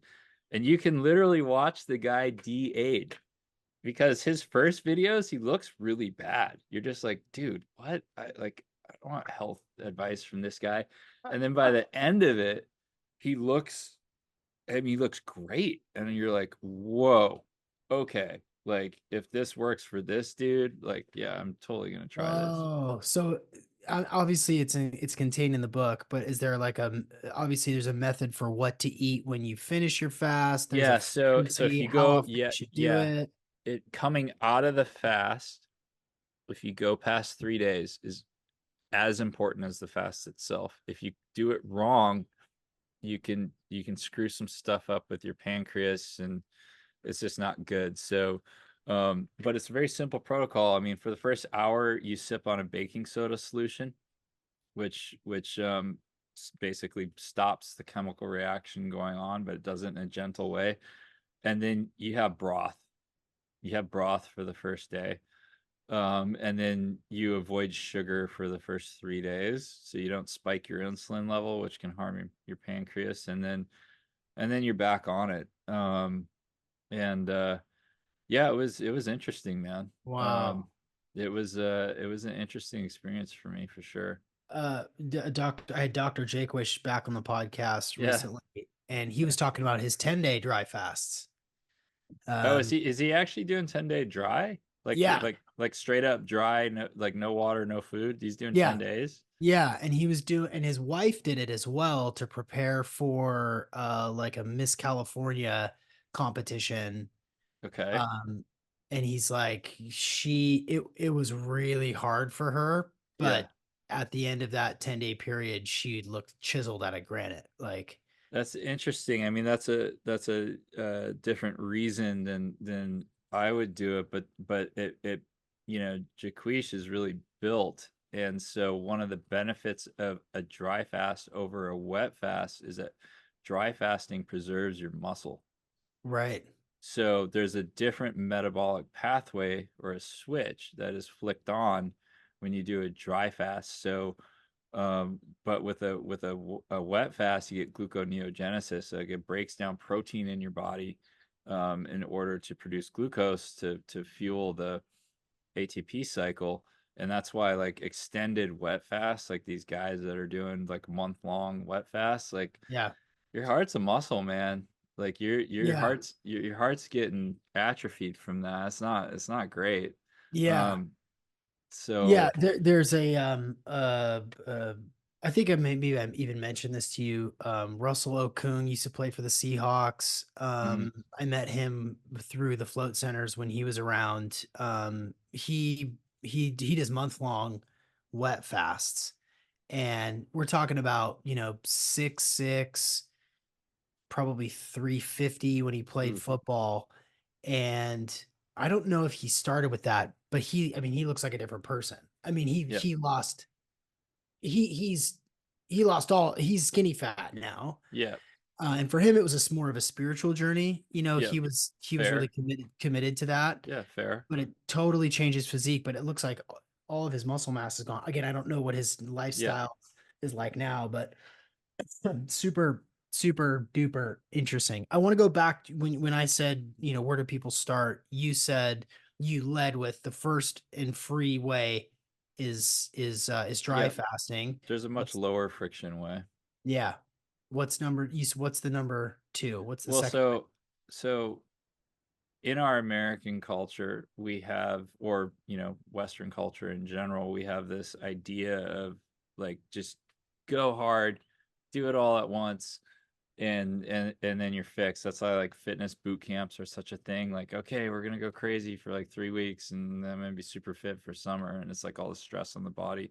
A dry fast sort of is a little bit of an extension of that. I mean, it's great, it's free, it's super potent. You get stem cells, you don't lose muscle. But it's like really hardcore, and it's like an all-in experience. If you don't want to do that and you want to lower the friction, I just do daily detox. That's what I do. I literally do daily detox every day. So every day I take, 8 to 10 grams of vitamin C. Vitamin C is an antitoxin. It's also not expensive. I take a couple pinches of borax that gets the fluoride and it helps regulate my calcium metabolism. Um, I take humic and fulvic every day, um, because that also grabs some heavy metals and it detoxes graphene out of the body. And graphene's really difficult to remove. And just because you haven't had the clot shot doesn't mean you aren't exposed to graphene. They put graphene in bottled water now.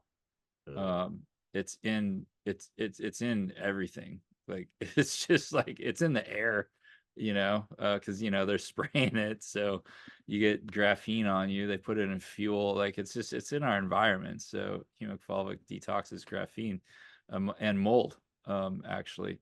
So it helps with that. So those are like supplement based daily detox, like the EDTA I take at night, for more of the metals.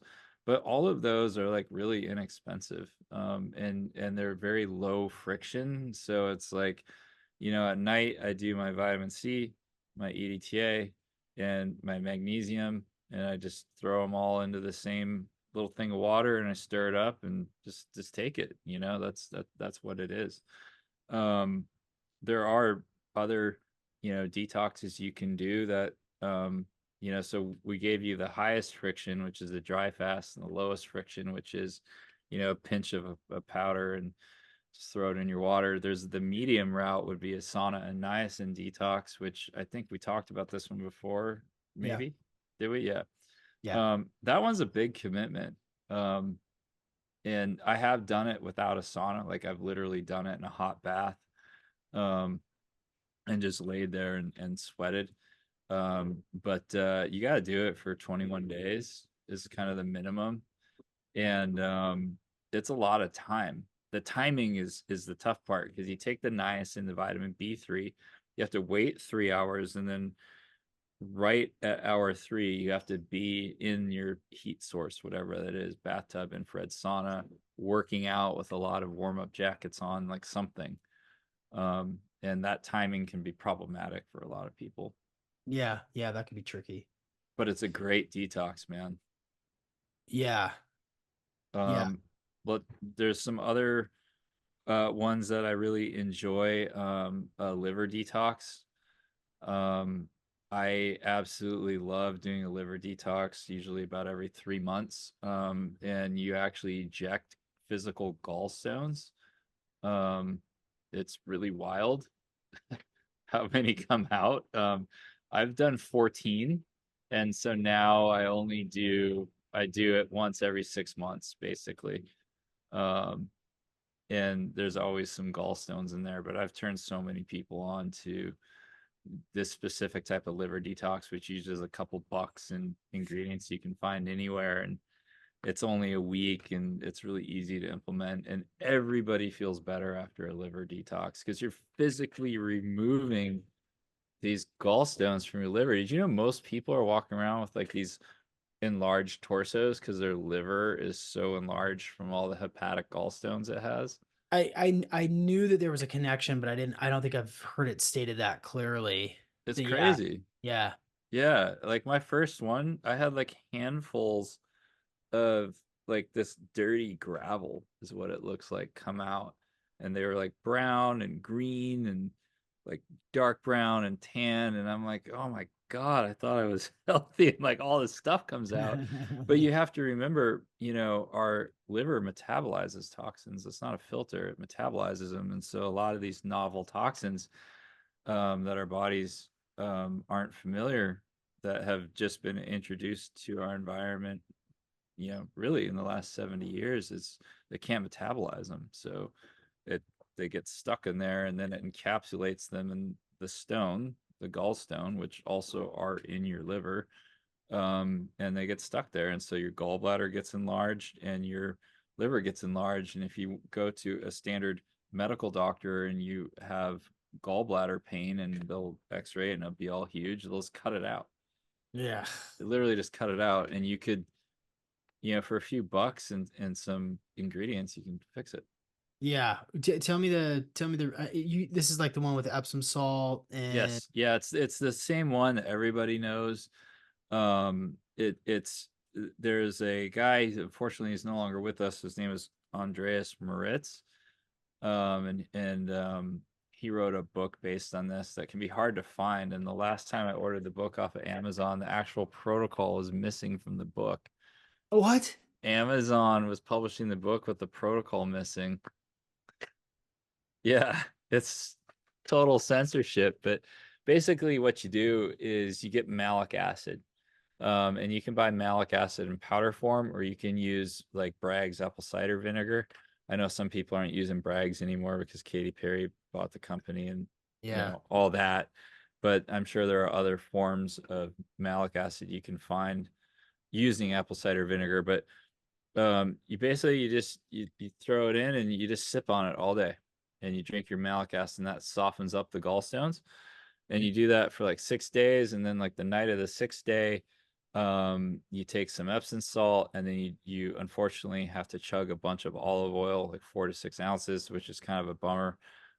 It's not fun, but it makes your liver work really hard to process all that oil. And as it does, the Epsom salt relaxes the biliary ducts, and then the liver is working really hard, and it just shoots out all the gallstones, and then it pushes them out through the gallbladder. Next morning, you take more Epsom salt to stimulate a bowel flush, essentially, and then they just all come out, and there'll be a lot of them. So uh, that's one. And then for where people should that people yeah, where should people go to find that? um I actually sell a program. It's like very simple. It's like literally a program on how to do that. That's on my website, forgottenhealth.com. But if people want to try to find that protocol on their own, you can. You have to do some digging on the internet, or if you can find an original copy of the Andreas Moritz book, I think the exact title is like Miracle Gallbladder and Liver.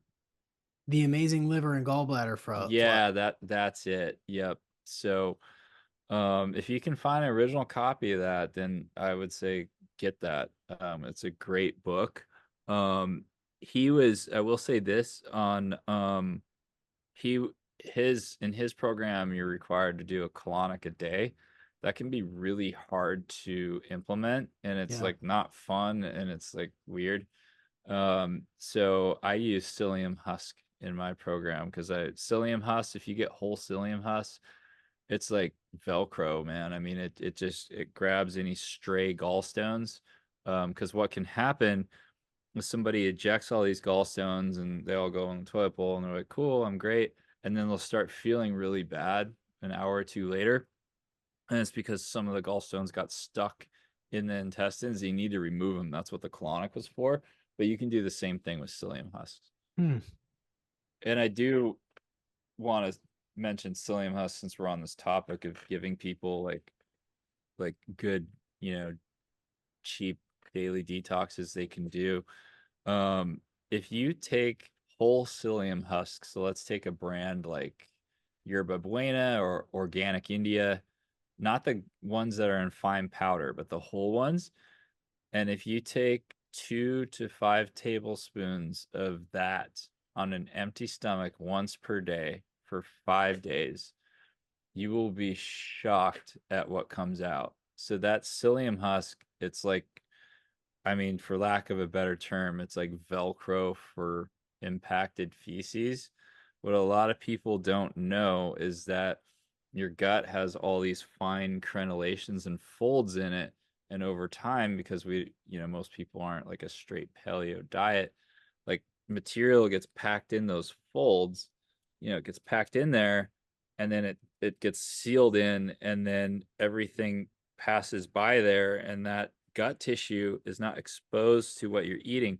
So imagine you have so much impacted, material in your gut. You're eating a good diet, but you're not absorbing very many of the nutrients because there's less surface area of your gut exposed to the food you just ate. It's a problem.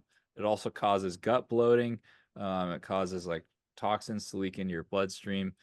It's a whole thing. And you say, well, we can go get colonics. Like I went that route. Like I did the whole Tony Robbins machine that the Libby, it's like the Cadillac of colonics, but it doesn't go very far up, right? Where if you take psyllium husk on an empty stomach, it's your entire digestive tract from your mouth all the way down, and it expands when it's in your gut, and then it hooks into stuff and like pulls it out. And it's usually by day 3. I just got a friend of mine on this. He's like an ex-military guy, just eating garbage all over the world for years. Um, he had an experience that we would call pay dirt. Like you want this to happen. It happened to me. On his 4th day, he had this black tentacle looking kelp like object come out and it was just stuck there and it wouldn't come out. And I know this is horrifying, but he had to wrap his hand in toilet paper and reach back and gently tug on it. And he felt it peel away from his intestinal lining. And he pulled out this thing that looked like a piece of kelp this long, and it was like black rubber, that had probably been in there for a decade. What? And I had the same thing happen on my first time. And Are so you fasting and just doing the psyllium husk, or no, it's your you just total normal day. It's just whatever part of the day that you're the most hungry, your stomach's the most empty.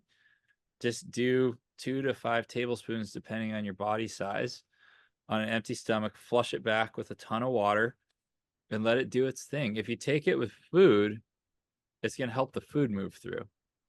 The key is you have to do it on an empty stomach. And if you do it for 5 days in a row, I guarantee I just had another guy do it, a friend of mine. He's always bloated and he's complaining about being bloated. And he had that kind of bloat where he has abs, but if you poke it, it's like kind of watery. You know what I uh-huh. mean? Yeah. He got so into this, he did it for 2 weeks straight. He said he had the most horrific like death smells coming out as all this old material came out, and then his bloating went down, his abs showed up again, and he said he has more energy when he eats from eating less food because he's absorbing more nutrients. Whoa. And this This is the is psyllium whole husks? Yeah, you can go to any health food store, even grocery stores nowadays will have that can.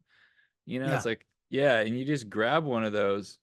And depending on your body size, like if you're 110-pound female, don't take 5 tablespoons. It's overwhelming. But if you're like a 250-pound male, yeah, take 5 tablespoons. But it has to be on an empty stomach. Everything else you just do normally.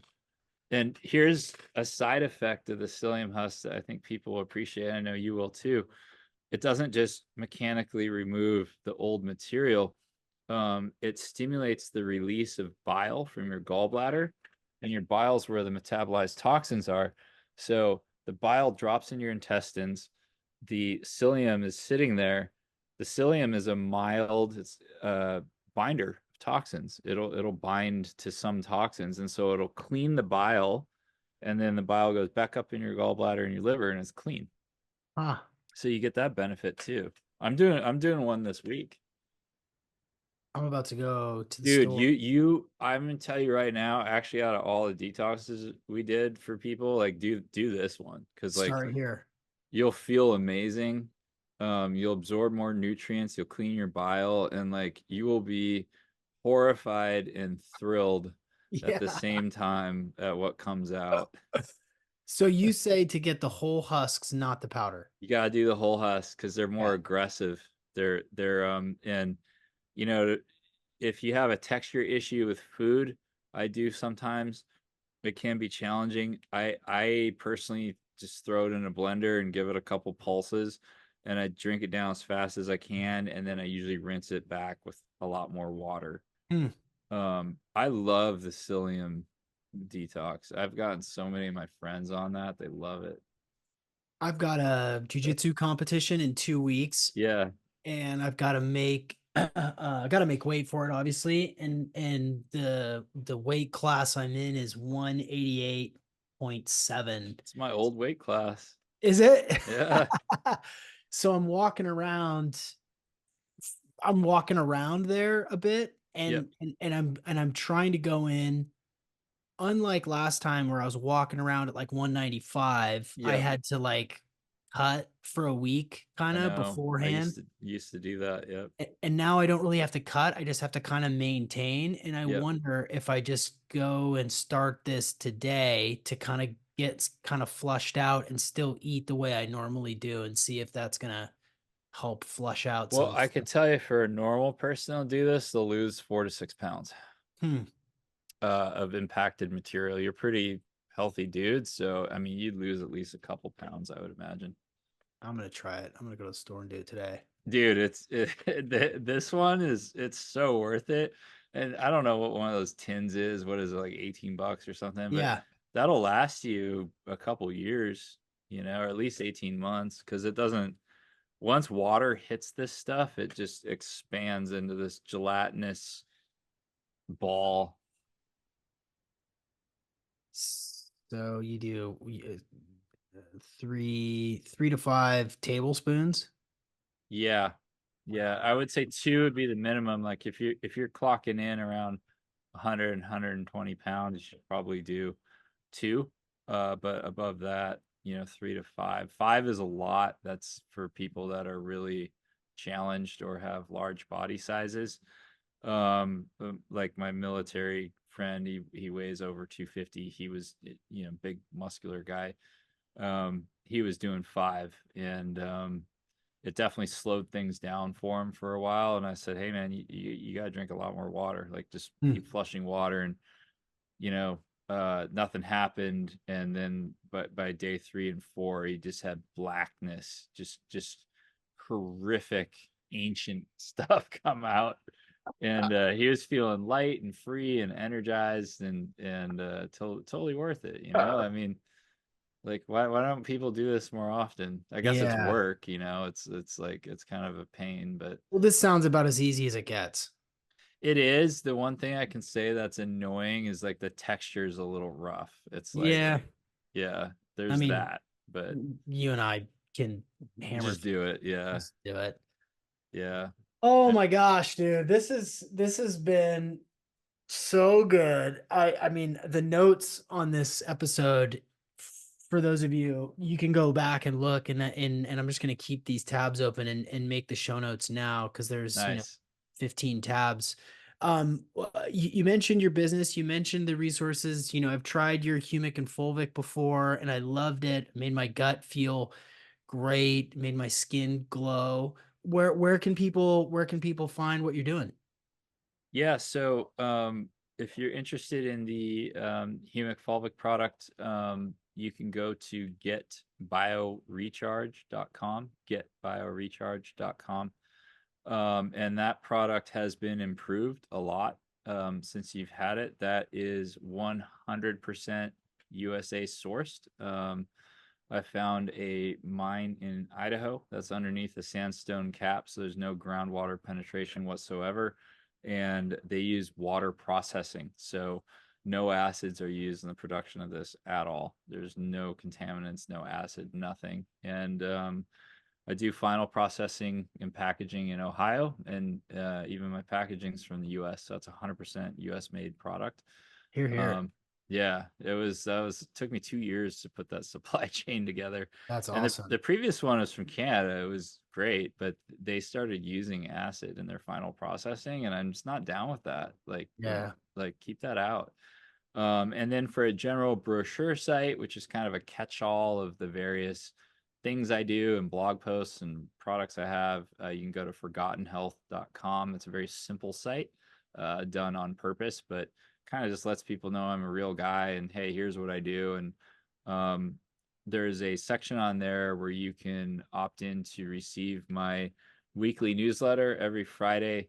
I send out a short content only email called Forgotten Friday, and we discuss stuff like this, like on the Forgotten Friday newsletter, like one Friday we'll discuss spectrochrome, Dinshaw therapy for colored light for parasites, and last week was The Heart Is Not a Pump, which was fascinating and really fun to research. And you know some weeks we'll talk about like subtle energy and harmonizing EMF and how pendulums work and dowsing and just cool stuff that's been used in health that isn't really talked about The anymore. So coolest. It's the fucking coolest, man. It's the coolest stuff. It is the coolest stuff. And I mean, you've blown my mind 25 different times, which is what I knew I was signing up for. And I think I want to make this point for people because you're right. Biohacking can be hyperbaric chambers. It can be yes, multi-thousand-dollar PEMF mats. right, And and it can also be $18 for psyllium husk or 10 days of a dry fast. yes, And I think it's important, it's refreshing.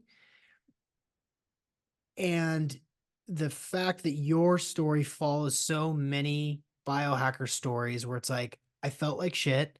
I wanted to die. Nothing worked. I had to go figure it out on my own.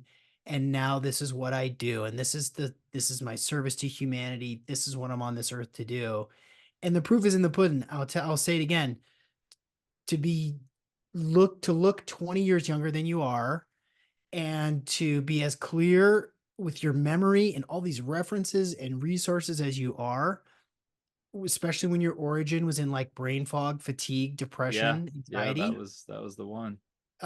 is just it's such a refreshing take, and I think it's the best of what biohacking has to offer. So um I'm going to ask the question again because I do this for each of the guests. Maybe you remember, maybe you don't, but it's a fill in the blank question to cap this conversation off, which is Yep, everyone would benefit from knowing. that's it. I finish it. Yep. I forgot about this part, man, and that's a good question.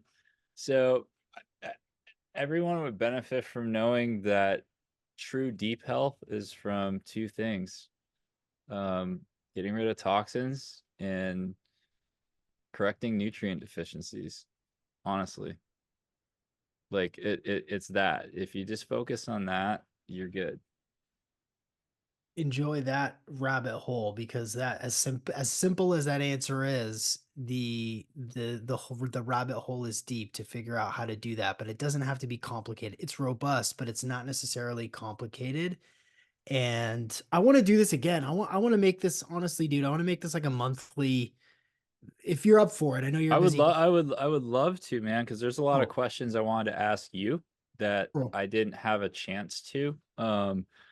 We talked around it a little bit, but I actually have some specific questions for you that are kind of a little bit more kind of health freedom oriented and kind of societal stuff. And just real quick, I want to mention something because you brought this up at the end. I have a friend who's actually down the street here. He has over $100,000 worth of biohacking equipment in his garage, including the Rolls-Royce PEMF units, and he uses them all the time. I go over there, I use them, I love that stuff. Benefits are proven. But he's always got brain fog, and all these devices aren't fixing that. Finally got tested, sky high heavy metals, Hmm. sky high. So of course you're gonna have brain fog because like your brain is 70% fat, so you're gonna have metals accumulate in there, and you're not gonna be thinking straight. So we finally, all that equipment, all this stuff. Now I'm helping him remove those metals from his brain in a gentle fashion, over a long period of time, so it doesn't like floor him. And that's why it's so exciting to talk about this stuff, because you can just start there and you just feel amazing. And like, sure, maybe you get like a biomat or a PMF device down the road, but like I started that way and I burned through a lot of cash Yeah. and didn't necessarily, I felt better, but it wasn't like mind blowing. So anyways, Yeah. Yeah. detox for me moved the needle the most. Yeah. It does get to that point of what's going on inside you Yep. rather than what are you doing to you to Right. try to help or ameliorate the situation. Yep. And that's an important thing to understand. And yeah, I think the heavy metal stuff is a bigger deal than most people think it is. And again, it can be a little overwhelming to kind of unpack that and even get the test for it and understand what your levels are at. Yep. There's a friend of mine in Florida, Matthew Kaufman. He's got a great podcast. Oh yeah. Yep. He's going all in on the heavy metal detox stuff. Like it's his major focus because it's made such a big difference in his life.